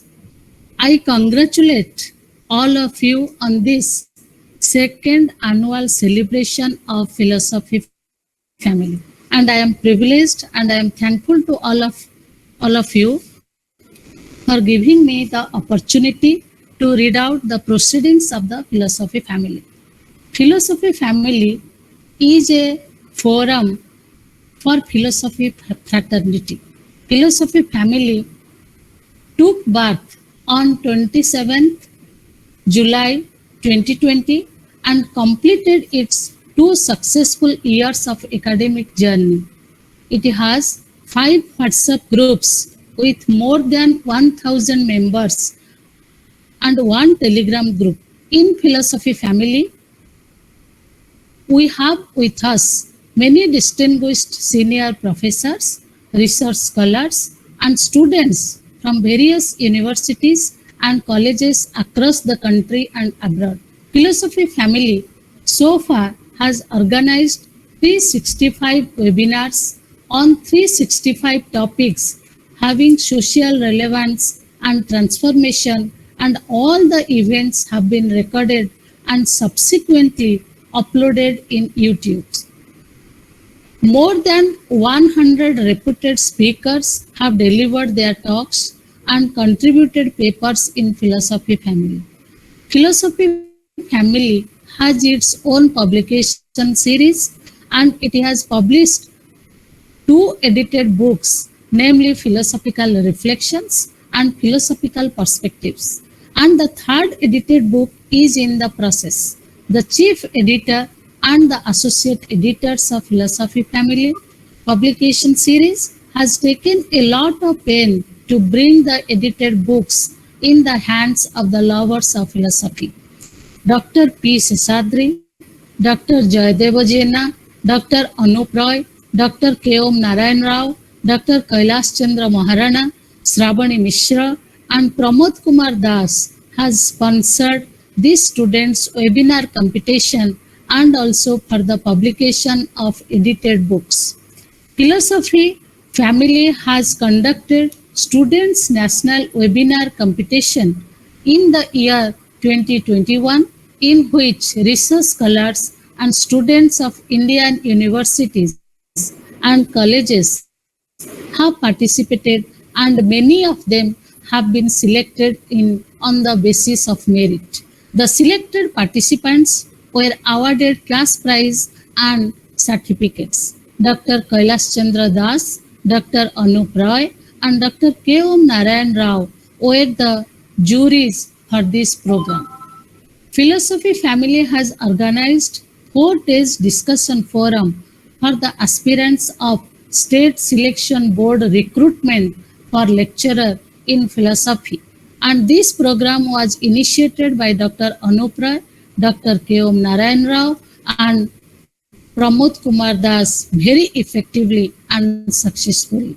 Pramod Kumar Das, the admin, host, and convener of Philosophy Family, has hosted 365 webinars and delivered 120 talks in Philosophy family during the period of 2 years. Dr. K. Om Narayan Rao has moderated 365 webinars in Philosophy family, and Dr. Kailash Chandra Maharana has coordinated 365 webinars in Philosophy family. Dr. Ranjit Ghosh, Shravani Mishra have attended more than 300 webinars organized by Philosophy family. Mrs. Swarnalata Tripathi has recorded and uploaded the academic events in the YouTube channel of Philosophy family. Philosophy family is grateful to all the speakers and the participants for their valuable contribution. I must share with you about the new book of the philosophical perspectives, where we have 23, I think we have 23 numbers of contributors, and I feel privileged to read out the contents of this book. The first contributor is none other than our senior most professor, Professor Prafulla Kumar Mahapatra, and the title of his paper is Indian Culture, a Philosophical Counter Perspective. And the next one is Education and Joyful Learning by Professor S.R. Bhatt, Advaita and Analysis by Professor S. Paneerselvam, Reintroducing the Non-Dualistic Philosophy of Sankara by Dr. Suryakant Maharana, Three Levels of Existence in Sankara and Kierkegaard by Dr. Amita Balmiki, The Concept of Karma in Indian Tradition by Brigadier Dr. J.S. Rajpurohit, War Ethics, The Bhagavad Gita Perspective by Pramod Kumar Das, Maya and Its Significance, A Reflection in Swami Vivekananda by both by two scholars, by Dr. Ratikant Panda and Mr. Vijay Kumar Naik, Bhima Bhoi, The Crusader of Satya Mahima Dharma by Dr. Harishchandra Sahu, Bhima Bhoi on Universal Religion by Basant Kumar Das, Spiritualism, Human Relations and Personal Ethics by Professor P. Seshadri, Philosophy of Technology and Introduction by Dr. Alok Tandon, Why Act Morally in the version of Peter Singer by Dr. K. Om Narayan Rao, Burden of Goodness by Dr. Patita Pavan Das, B Schools and Business Ethics by Dr. Anup Roy, Secularism from a Philosophical Perspective by Professor Hamidullah Marji, Rethinking Indian Secularism by Dr. Ranjit Ghosh, Impact of Ionian and Socratic Worldviews on Modern Psychology, a Philosophical Exposition by Dr. Prashant Shukla, Society and Social Values by Dr. Kailash Chandra Maharana, Barkari, Female Mystic Sense on Environmental Issues by Dr. Reena Avinash Pitale Puradkar, Wittgenstein on Solipsism by Dr. Manoranjan Mali, Neuro-Linguistic Programming, Autogenic Training by Dr. D.S. Negi, talks of Professor G.C. Nayak. In this session, he has given 4 talks, and all the talks are synopsized by Mr. Pramod Kumar Das, and we have student section, and it is categorized under 3 heads. There is a research scholar section, and there is a PG student section, and there is also a student section for undergraduate level students. So with this is our achievement for the for all these 2 years, you can say, or in particular, if I say this is all for the current session. With this, I again thank you all, and I wish all the best for all our future endeavor. Thank you. Thank you all. Namaskar. Thank you. Thank you very much, madam. Now, may I request Dr. Kailash Chandra Maharana sir to read out the names of the students who have won in the National Webinar competition held for the students at 3 different levels, for research scholars, for postgraduate students and undergraduate students. Okay, thanks so much, Dr. Rao, for giving me the opportunity for reading out the merit list of the participants of national webinar competitions organized by our philosophy family. And while reading out the names of the students, may I request Professor Pramod Kumar Das to please demonstrate the certificate in honor of the students. And the winners are also requested to appear themselves on the screen. We organized students webinar competitions for research scholars, and the first prize goes to Mr. Mubarak Hussain, research scholar, University of Gaurabanga, Malda, West Bengal. May I request Mr. Mubarak to appear himself on the screen. Mr. Mubarak. Okay, congratulations. Okay, now second prize goes to Mrs. Anupama Tripathi,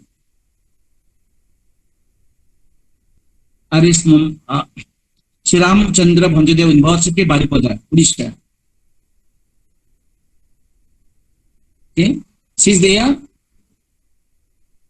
Okay.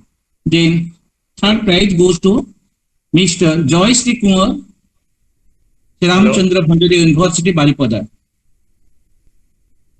Sir, Mubarak has joined. Mubarak has joined. Recently he joined. Just now. Yeah. Just Okay, now. Mubarak. Mr. Mubarak. Yes, sir. Okay, congratulations. For second first position in students webinar competition meant for research scholars. Thank you, sir. Thank you very much. Okay. Now we chose some postgraduate students. Those have got different prizes. The first prize in postgraduate students goes to Miss Ankita Pojar, Rabindra Bharati University, Kolkata. Thank you. Okay. Good Congratulations. evening Okay, all. congratulations, Ankita. Okay. Yes, sir. Good evening to all. Thanks so much. The second prize goes to Miss Smruti Rekha Naik, Rabindra Bharati University, Kolkata. Smruti Rekha is there? Smruti Rekha? Are you there? Okay. Then we have to come to the undergraduate students. In undergraduate students label, the first prize goes to Miss Tanushree Patel, Ravenshaw University, Patel. Tanushree, are you with us? No. The second prize goes to Miss Jyoti Vishwas, Baluga College, Baluga, Khurda. Jyoti, are you Yes, sir. with us? Okay, Yes, sir. congratulations. Thank you, sir. Okay, congratulations, Jyoti. Then third Yes, sir. prize goes to, okay. Third prize goes to Miss Borsa Bisoi, Balugan College, Baluga. Borsa, are you with us? No. Then, it is very important to know that all the papers have been supervised by our RBNE Professor Pramod Kumar Das. And the jury awards goes to Miss Payal Parida, GM University, Sambalpur, Mr. Sam Sasank Shankar, Banaras Hindu University, Varanasi, Mr. Vijay Paul, University of Gaurabanga, Malda, West Bengal, Miss Hasita Thank you, sir. Swami. Okay. Vijay Paul? Yes, sir. Okay, Vijay. Thank you, sir. Yes, sir. Okay, congratulations. Okay. Thank Vijay, congratulations. Miss Hasita Swami, Ravenshaw University, Mr. Asibad Das, Noyagada Autonomous College, Noyagada, Miss Pujarchana Mahanti, Kamala Nehru University, Kamala Nehru Women's College, Bhubaneswar, Miss Basanti Godnayak, Kamala Nehru Women's College, Bhubaneswar, Miss Lakshmipriya Ghatwadi, Balugan College, and Philosophy family has selected some regular extempore speakers from the winners of Students Webinar Series. They are Mr. Asibada Das, Noyagad Autonomous College, Miss Tanushree Patel, Revancha University, and Miss Jyoti Vishwas, Balugan College, Balugan. And all the three students have already given their extempore speeches in Philosophy family. Congratulations to all the students. Those have got prizes from Philosophy family. And I also offer my gratitude to the sponsors of the Students Webinar Series, like Professor K. Umnaran Rao, Professor Anup Raisai, Professor Joydev Jaina, Professor Parashan Das, and others. I offer my gratitude to them to sponsor all these programs. Thanks so much. Over to Professor Rao. Thank you. Thank you, Dr. Kailas Mahana, sir. Congratulations, students, for winning the prizes in the webinar held by Philosophy Family. So, congratulations once again. Now it is time for the participants to speak on the day. Okay, we have with us various professors, researchers, and students. Now, I wish that some of you may unmute and speak on whatever you would like to, okay, on this day. So I would request, I'm not requesting, well, it is the day, it's everybody's day. So one by one, please unmute, and if you want to say something, your feelings, your experiences in the family, please share. Good evening, sir. Good evening to all. Myself, Ankita. I'm from Kolkata, and it's so much glad to me be a participant and be a member of Philosophy family. And first of all, I especially want to thank Dr. K.M. Narayana sir, Dr. Pramod Kumar sir, and Dr. Kailas Mahana sir, because my first writing or my first journal is releasing from Philosophy family by Pramod sir, by K.M. Narayana sir, and how to write a journal or how to be properly write a thing after what and how to be guided. Everything I learned from this Philosophy family, and that's why it's much overwhelming for me to be a part of Philosophy family. And next time I am glad if I want to be a part of Philosophy family by offline, not this online meeting. I'm very much glad if I meet to all the juries and members in online, and we meet you all in Orissa, because I am very glad to meet you all sirs and ma'ams in general. Okay, Ankita, thank you. Hello. Yes, Mubarak, yes. Thank you, sir. Myself, Mubarak Hussain from University of Golbanga. I have completed my MPhil degree from under the supervision of Professor Jhareshwar Ghosh. Now I am doing PhD under the supervision of Professor Jhareshwar Ghosh. First of all, I would like to thank to the program coordinator, Dr. K.M. Narayan Rao, for giving me the opportunity to talk about Philosophy family. I congratulate to the committee members of Philosophy family for successfully celebration of second anniversary Philosophy family with publishing second edited book named Philosophical Perspectives. In my experience, I think Philosophy family is a wonderful platform for upgrading students and scholars in philosophical thinking. I, as a research scholar, want to say I am very much happy and proud to be a part of this Philosophy family. Thank you. Thank you, sir. Okay, thank you, Mubarak Hussain. Well, Well, yes, Professor Mahapatra sir, please sir. Mahapatra sir. So welcome sir. Sir, please unmute.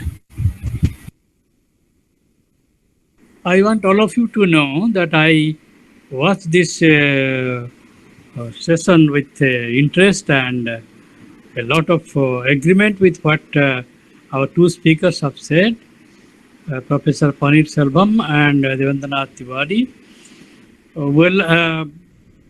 They have highlighted the important features of philosophy and Indian philosophy. I enjoyed their talks. I only want to add, probably they will also agree with me that this division between Indian and Western philosophy is an artificial one. Philosophy is generally it is philosophy, and that is concerned with three things: language, meaning, and reality. And all these three aspects have been beautifully stressed by our two speakers, and I think the participants also, they are very active, and see, every cloud has a silver lining. See, this COVID period has made us confined to our homes, but during this time, the philosophy family took its part and has been doing wonderful work, and it will go on doing good work. I have this wish to all of you, and I'm happy to be a part of this family. Thank you. Thank you so much, sir. Thank you so much, sir. Well, Smritima, you want to say something? Yes. Pranam to everyone. I know probably that after meeting all of you, like you and Pramod sir, I know that you don't think that you ever did anything special to you, and that's your that's your kindness. But you don't know, sir, you have made so many lives worth living with all your efforts immensely without having any selflessly. Thank you so much from bottom of my heart for giving us opportunity to be a part of this family. Thank you. Okay, thank you, Smriti Mai. I request Professor. Well, Jyoti Biswas want to say something. Well, Jyoti. Good evening, one and all. This is Jyoti Biswas. First of all, I would like to convey my gratitude to my sir, Dr. Kailash Chandra Maharana, for giving me that enough courage to stand before you and to rise up my words and thoughts. I am also very much grateful towards the philosophy family for giving me the opportunity to express my views.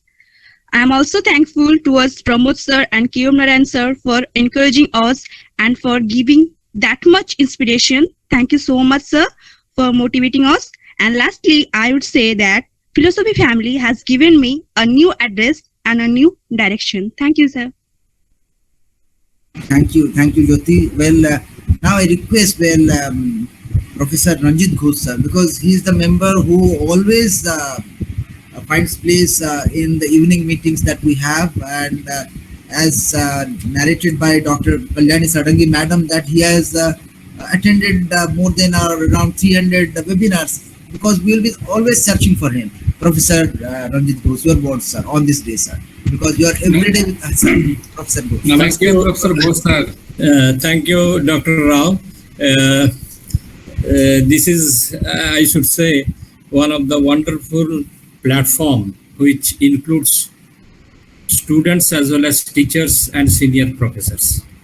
Now, before giving a vision on this type of online platform, let me first of all thank both the speakers for today. Professor, I heard Professor Devendranath Tiwari for the first time, and it was very illuminating, I should say. but Professor Paneerselvam, I mostly attend whenever he joins somewhere. I used to join in that lecture, and he is, I should say, encyclopedic because because he is trying. He always tries to relate the things from the Western and the Indian perspective in a very nice way, and because he is having a depth in both the phenomenological and the analytic traditions, as well as the background of the philosophical thinking. We always find his speech very enriching. Now, regarding the future of this type of discussion, I should say that since it is being announced much beforehand, and Professor Pramod Kumar Das is very in a well-planned manner. He is announcing the things very much ahead before the commencement of the speech. Our young participants, as well as the students, members of our family, they should try to come after going through the literature of the same type of thinking, just attending like attending a class. Because if they do this, then they can understand what the speakers, learned speakers of our family, the senior professors, they speak, and they can also interact.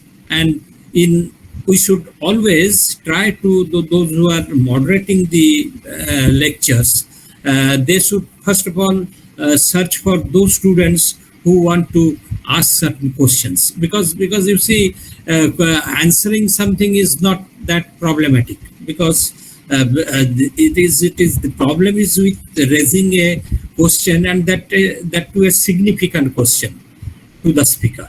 So if it can be done in that way, I think it will be a fruitful one. And this type of online mode I should prefer, not because that I cannot go and join offline in other places, therefore I am supporting it. It is not that, because in this type of online platform, we find many people joining from inside India and also abroad. They used to come, and we can interact with them in this process, because this is an organization which is being run by the organizers in such a manner without any financial assistance.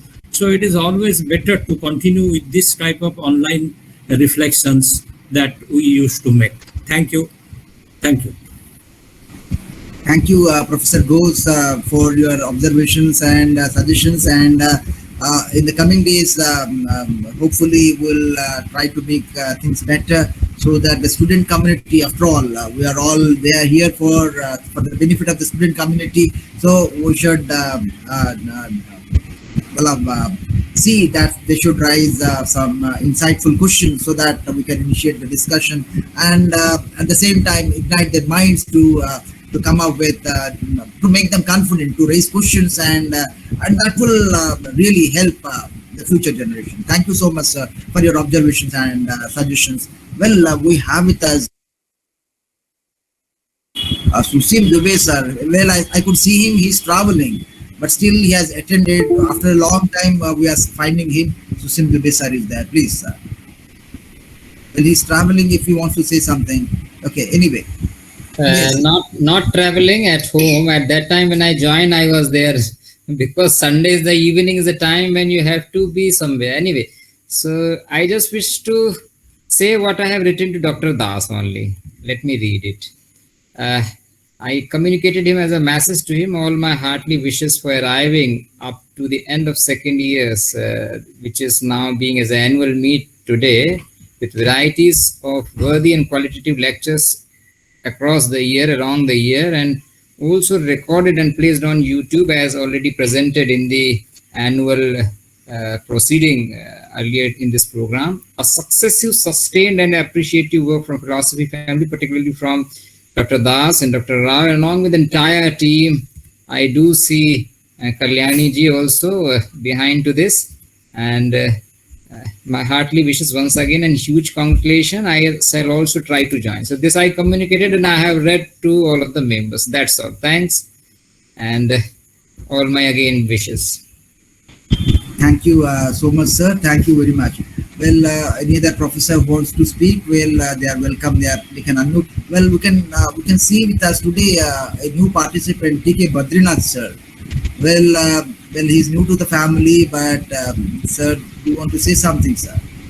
So, just moved and touched that I could associate myself with this family. All are my senior professors and lecturers. I'm just spellbound. The more I listen, the more I learn. And like Wittgenstein says, "Worauf muss man nicht sprechen kann, muss man schweigen." Whereof one cannot speak, thereof silence is golden. The more you listen, the more you know. Best to observe and enjoy the lectures, sir. Thank you for providing a platform for allowing me to listen to my own guide and teacher, mentor, Professor Paneerselvam, sir. And it was wonderful to listen to Tiwari, sir, also, sir. Blessed. Thank you, sir. Thank you so much, sir. Well, anybody who wants to speak, sir, well, they can unmute and speak. Well, we have with us Roma Vani, madam. Please, madam. Namaskar. Sorry, is also there. And I really don't mind confessing that I'm getting addicted to the Sunday evening programs of the philosophy family, you know. And today I got a greater awareness. You know, we have a lot of talent in the world and in the youth. But today I felt so blessed that, you know, due to the efforts of Professor Das and yourself, Sir Om Narayan, sir, you know, you have provided a platform to the youth. And as the announcement was going on, who has come first and who has come second, I really went back to my own college days and I was feeling so excited. So thank you, and it's a blessing being a member of the philosophy family. And of course, I hope I never get over this addiction. Thank you. Namaskar. Thank you, Mr. Rao. I am Dr. Srinivasan speaking from here. Hello. Am I audible? Yes, sir. Audible, sir. Audible, sir. Audible. Yes. Because of some network problem, I am not able to have continuity. But fortunately, at the last leg of the session, I am able to, get into this session. I'm really happy to be associated with the philosophy family, and from the later part of 2020 to till date, that I have very nearly roped in some 20 to 22, 25 professors, intellectual scholars, and academicians in this philosophy forum. Notable among them is Hamidullah Marazi, Mr. Paneerselvam,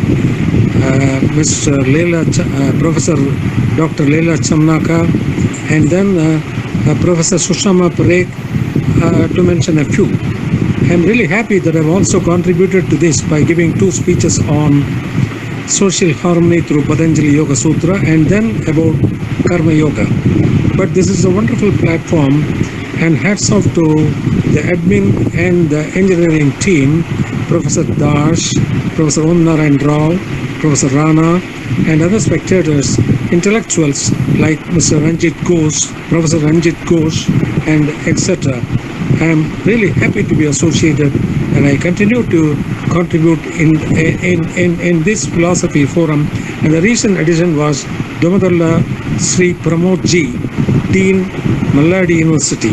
I think he has also given one speech. I am sorry, since I am not well due to some indisposition, and now I am just convalescing and I am getting better, and I hope to be better in the coming days. And I thank you very much for the nice opportunity given to me. And once again, thank you all for this wonderful family. Thank you. Thank you, Srinivasan sir. Thank you, Roma Vani madam. Well, if anybody is interested to speak on the day, please. We have with us Bijoy Naik sir. Well, one of his articles has appeared in our book. If he wants to speak something, well, he's welcome. Otherwise, well, if he's interested, Bijoy Naik sir. Anyway, any other who wants to speak on the question? anybody. They can unmute and speak on the question. Well, I'll wait for half a minute. Yes, yes. Bijoy Nayak sir wants to say something. Yes, yes, sir. Yes, sir. Welcome, sir. Yes, sir. Maybe some. Thank you. Good evening to you all, respected senior teachers. I have nothing to say, but only express my gratitude to the senior respected professors, speakers of the day, and my salute to the dedication, devotion to three veterans of philosophy family, those who have organized and has brought this family into such a position. Only this much. With this, I stop my wishes. Thank you. Thank you.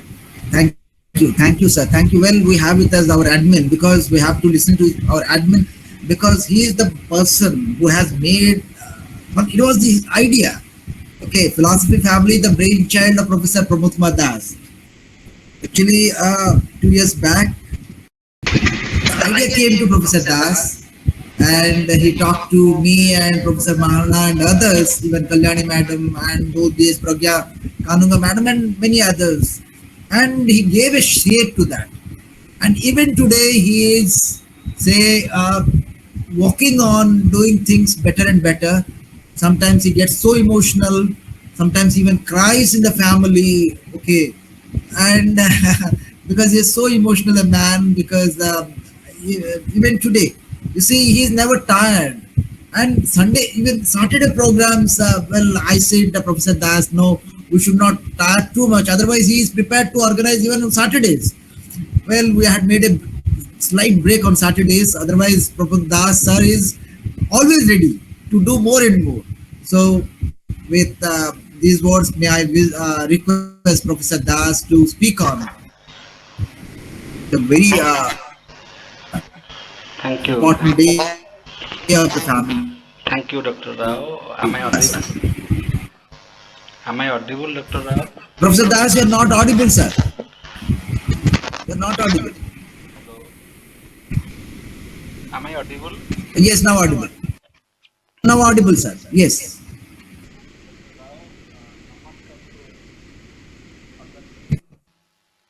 I really enjoyed the talks of both the speakers. Sir, please bring the microphone nearer, sir. Microphone nearer, sir. Okay. Is it okay now? Fine. Very good. Now. I really enjoyed the talks of Professor Tiwari and Professor Paneerselvam ji. It was wonderful. Before speaking something about philosophy family, I shall just speak something about the topic that was discussed today.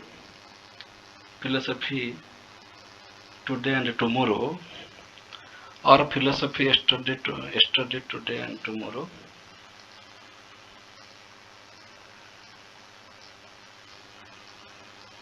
The purpose of philosophy, we can say it has three purposes. One is ontology,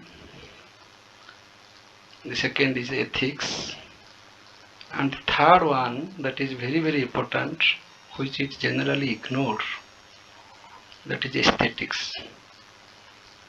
Sir, please increase volume. Hello? Am I not audible? Audible, sir. Audible, sir. Audible. Audible, sir. Three aspects of a philosophical discussion. One is somebody is okay. You're audible, sir. Carry on, Yes, sir. Carry on, sir. One is ontology, second one is ethics, and the third one is very, very important, that is aesthetics. Satyam, Shivam, Sundaram. Professor Tiwari spoke about truth, that is Satyam. But truth is not restricted to only metaphysical truth. Satyam Avadhitam, that there is not a second entity which can contradict the truth. Truth means which cannot be contradicted by the second entity. If this is the definition of truth, then it includes our society, our politics, and the phenomenal world, everything, because nothing can be isolated from the concept of truth. It is a misconception that truth means only Brahman is truth. The ultimate truth means it is all inclusive. That is, when if we are discussing about truth, that includes every aspect of our life. And it has no past and future. Philosophy is constant down the edges. So this is about ontological aspects that we should be concerned about reality. Second one is ethics. Shivam, Mangalamaya, everything should be good. Philosophical discussion is a human possibility. Animals don't have philosophical discussion. It is a human possibility. So our aim is to be perfect. Perfection, goodness, that is ethical perspective.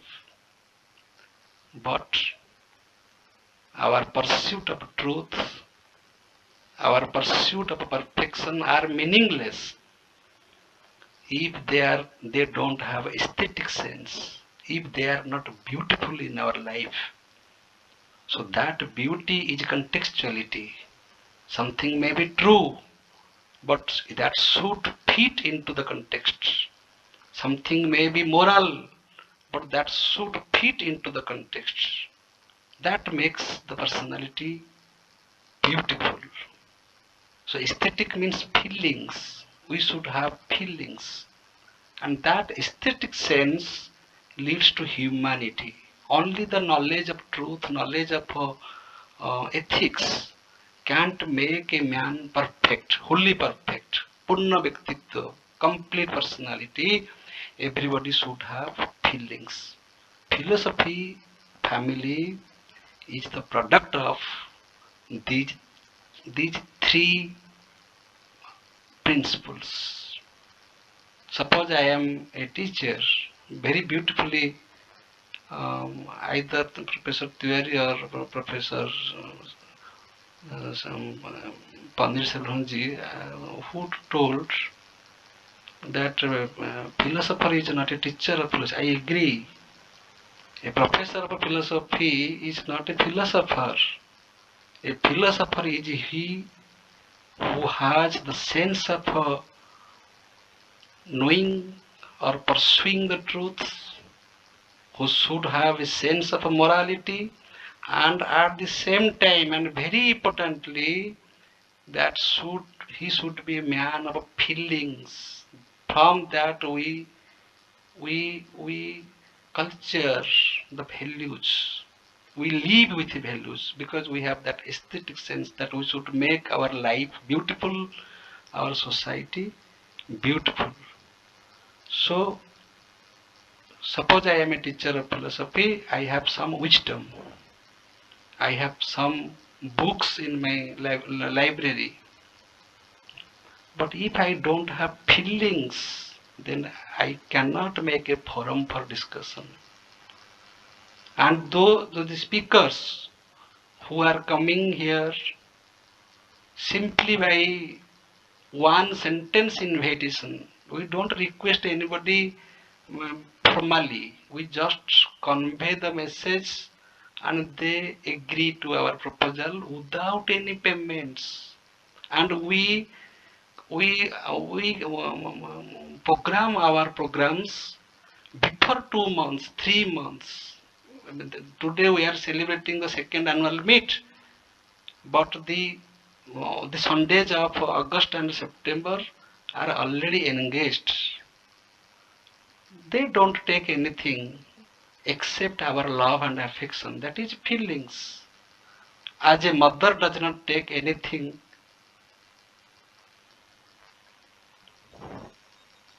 from her child. As a mother does not take anything from her child, so these great philosophers, hundreds of philosophers, great thinkers, they come to this family and they share their thoughts only because their personality is groomed with the aesthetic sense. Satyam, Shimbam, Sundaram. That Sundaram is very, very important. You should look beautiful. I have a talk next coming Sunday on romanticism.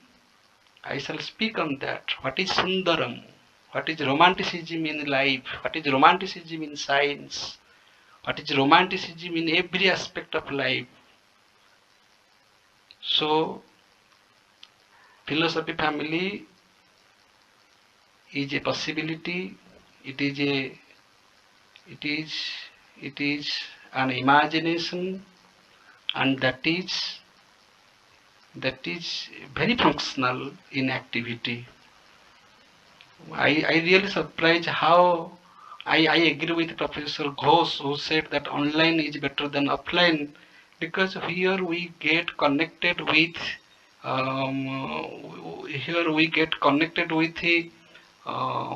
great thinkers sitting at our home at our drawing room, and we are get connected with the globe.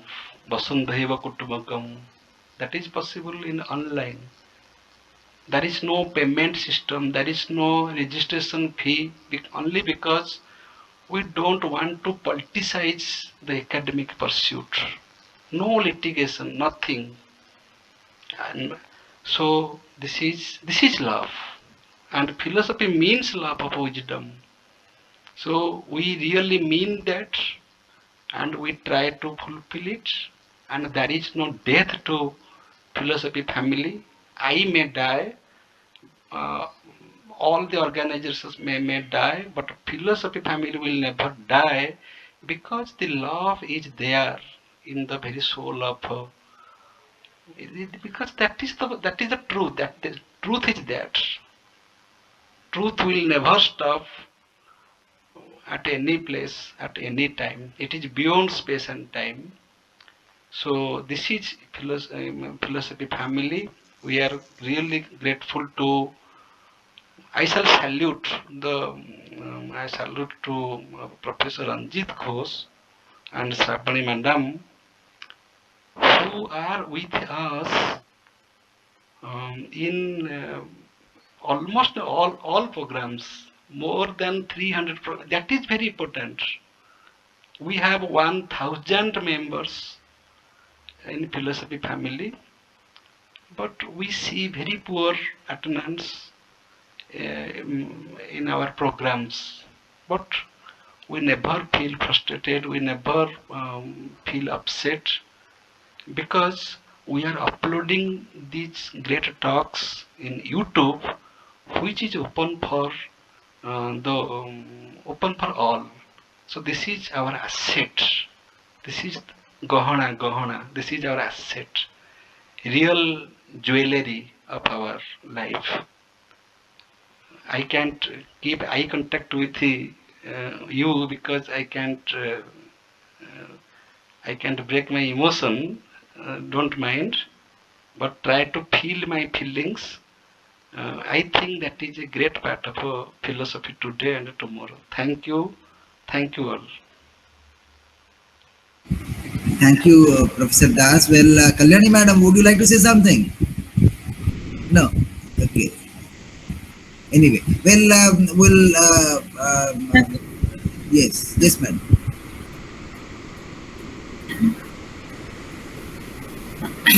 Namaskar to all of you. After listening to Pramod sir, I actually feel the pinch to share some of my views. Actually, today, when I was going back from the very beginning of our philosophy family, actually it began when we were externally locked down completely. When there was complete lockdown was going on, we were not only externally locked down, internally to some extent we were also locked down, because we thought there is nothing, no situation may not improve. So internally we were in not in a normal state of mind, I can say. At that time, one fine day, when Pramod sir shared the entire thing that we are going to do in this way, and I have already discussed with Om Narayan sir. So just a ray of hope came and strike to me that yes, this will be the most you can say uh, uh, the best way to utilize our time in a very engaging way. And here because I see Paneerselvam sir, Roma Vani ma'am, and Susim Dubey sir. So here I also want to share two things. One about Pramod Das sir and another about Om Narayan sir. Pramod Das sir, actually when the philosophy family began its early journey, at that time we had programs for every day. From all days we have programs. So from Sunday to Saturday we have programs. That too from 5 to 8:30, somewhat like this. But once Pramod sir told me that he was addressing the gathering of the philosophy family, and her wife was in ICU. She met an accident and she was in ICU, and he was just outside the ICU and addressing a topic, I think, on Descartes. So my submission before the members of the philosophy family is that we see his commitment towards the particularly the cause of philosophy. This must be, I personally salute his commitment, his dedication of Pramod sir. I just cite one incident. There are many incidents. I cite one only. And talking about Om Narayan Rao sir, once I heard there were many disturbances, because as right now Susim Dubey sir also mentioned that Sunday is meant for the family. He was in some way family function, I think, Rao sir, and from that only he was moderating the question answer session. After the talk was over, I talked to Om Narayan sir.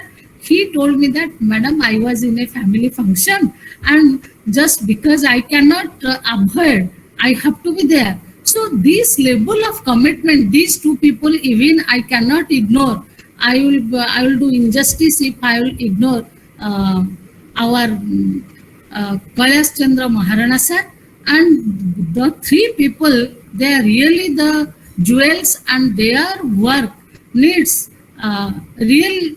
We all of us must commend their work, their commitment, and we must recognize and appreciate their commitment for the cause of philosophy. Thank you. Thank you all. Namaskar. Kalyani madam, I am a junior member. I'm so glad you told me this history, I was thinking I'm the only one who's addicted, but there are greater addicts, No, madam, I am, though I may not be present always in all the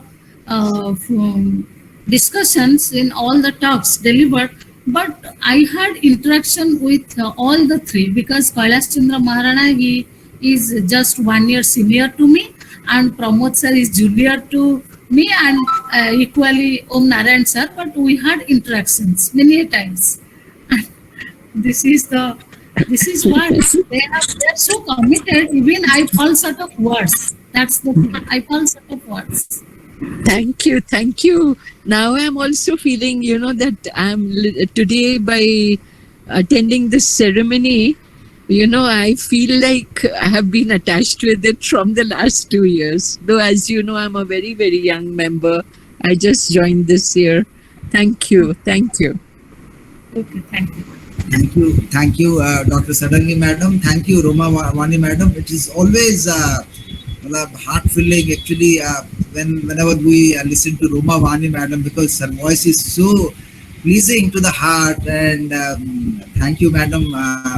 I request on this day, please make it to attend to every Sunday, madam, because like Professor Ghosh and Sravani madam, we want to see you every evening of Sunday, okay, so that we can grow up still better, I think. Well, thank you, madam, for being here today, and we are hoping that you will attend the webinars on Sunday, every Sunday. Well, thank you, madam. Well, thanks, Kalyani madam. Your words really would help us to do things better. Well, to feel more of connected, to establish more of connectivity with philosophy family, and would like to certainly do things better and better in the days to come. Thank you so much, madam. Well, it is 9 o'clock, 9:15. Well, over to Professor Kailash Chandra Maharana sir for proposing a vote of thanks. Over to Dr. Maharana sir.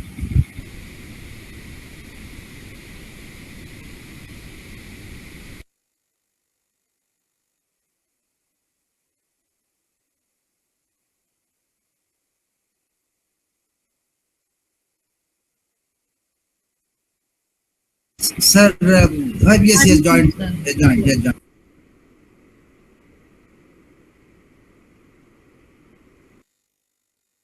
Sir, Maharana sir, Dr. Maharana, please propose a formal vote of thanks, sir. Dr. Maharana sir. Dr. Kailash Chandra Maharana sir. Well, he's there. Any connectivity issue, sir? Dr. Maharana. Hello. Yes, sir. Yes, sir. Yes, Yes, sir. audible. Audible, sir. Audible, sir. Okay. Okay, connectivity. Okay. Good evening to everybody. Thanks so much, Dr. Ram, for giving me the opportunity of proposing the hearty vote of thanks to our guest here. Philosophy family came up during the corona pandemic to meet the academic necessities of the students and teachers of the country, and indeed is able to provide to everybody. And for the years together, for 2 years, we have organized so many webinars for the academic interest of students and faculty members of philosophy. In the past annual meet, the guests and the participants advised us to undertake some innovative areas of philosophy to meet the academic trust of the scholars and teachers. The team members of philosophy family have taken initiative to execute them by inviting the eminent scholars of the national and international level, and their scholarly endeavor have benefited us.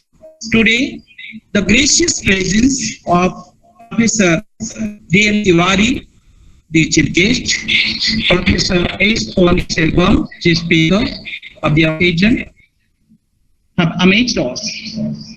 And Dr. Tiwari had his reflective talk on language, reality, and thought, and Professor Paneerselvam has given a excellent talk on the nature of philosophy for 21st century.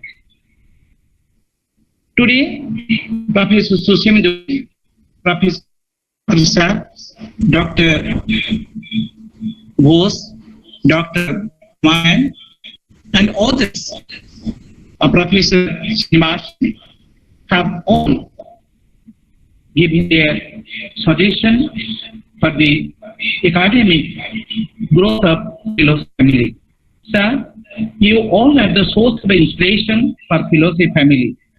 Your footprints will inspire all of us. We are obliged before the learning speakers of last year who have shown us the light of philosophic knowledge in different areas. And really grateful to all the speakers for their academic contribution to philosophy family. I cannot forget the contribution of our team members throughout the year. You know, I don't find it how to propose my thanks to our admin, Professor Prof Paneerselvam. He has taken a lot of steps to organize the academic activities of philosophy family throughout the year. He has tried to put vision and to execute his vision. Really, he is successful, and we are just to, and we have taken a lot of steps to carry out all the programs of philosophy family. I don't think how Professor Das teaches different subjects, and he has made his connectivity with the veterans of the country more people. He has connectivity with the teachers, the professors, and takes time. And he has not lost a single time, a single day that has not for philosophy family. He has forgotten his family. He has forgotten his own academic and own family problems for the sake of philosophy family. He has a lot of contribution and commitment to philosophy family, and without him, the activities of philosophy family could not be thought of. So I must offer my gratitude to Professor Das to carry on such academic journey for 2 years. I cannot know how it has been done, how the activities of the philosophy family has progressed. Professor Dr. K. Umanandao, his beautiful coordination, his beautiful moderation, and excellent way of interacting with the speakers and audience have amazed us. And we can see the reflection that he has. We feel the glory of philosophy. We feel the beauty of philosophy in his discussions. And the way he has taken risk for the publication of the Journal of Philosophy family, philosophical reflection, and philosophical perspective. That's praiseworthy. Has taken lots of strain for that. And I don't think how to proper vote of thanks to my friends, Dr. Tiwari And Prof, Dr. Patita Das, and others who helped us on different occasions to carry out different academic programs of philosophy family. We are in the Professor Ranjit Madam, and others who are regularly present in all the webinars of the family. I don't find any words how to appreciate. I don't find words how to appreciate the presence, the benign presence of the members of philosophy family to organize so many programs. It's a wonder philosophy family has done wonders in the philosophic world, in the entire globe. You cannot see that how philosophical programs, how the academic programs can be carried out without any financial support.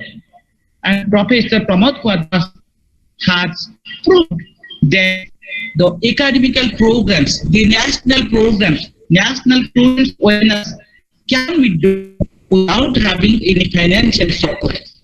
And we are indebted, we pay our gratitude to the senior professors of our country who have contributed their thoughts, who have contributed philosophical reflection, who have contributed their talks in philosophy family without having any financial gift or financial financial contribution. And with this, once again, I propose my hearty thanks to all the members present today. It is not possible to recite their name.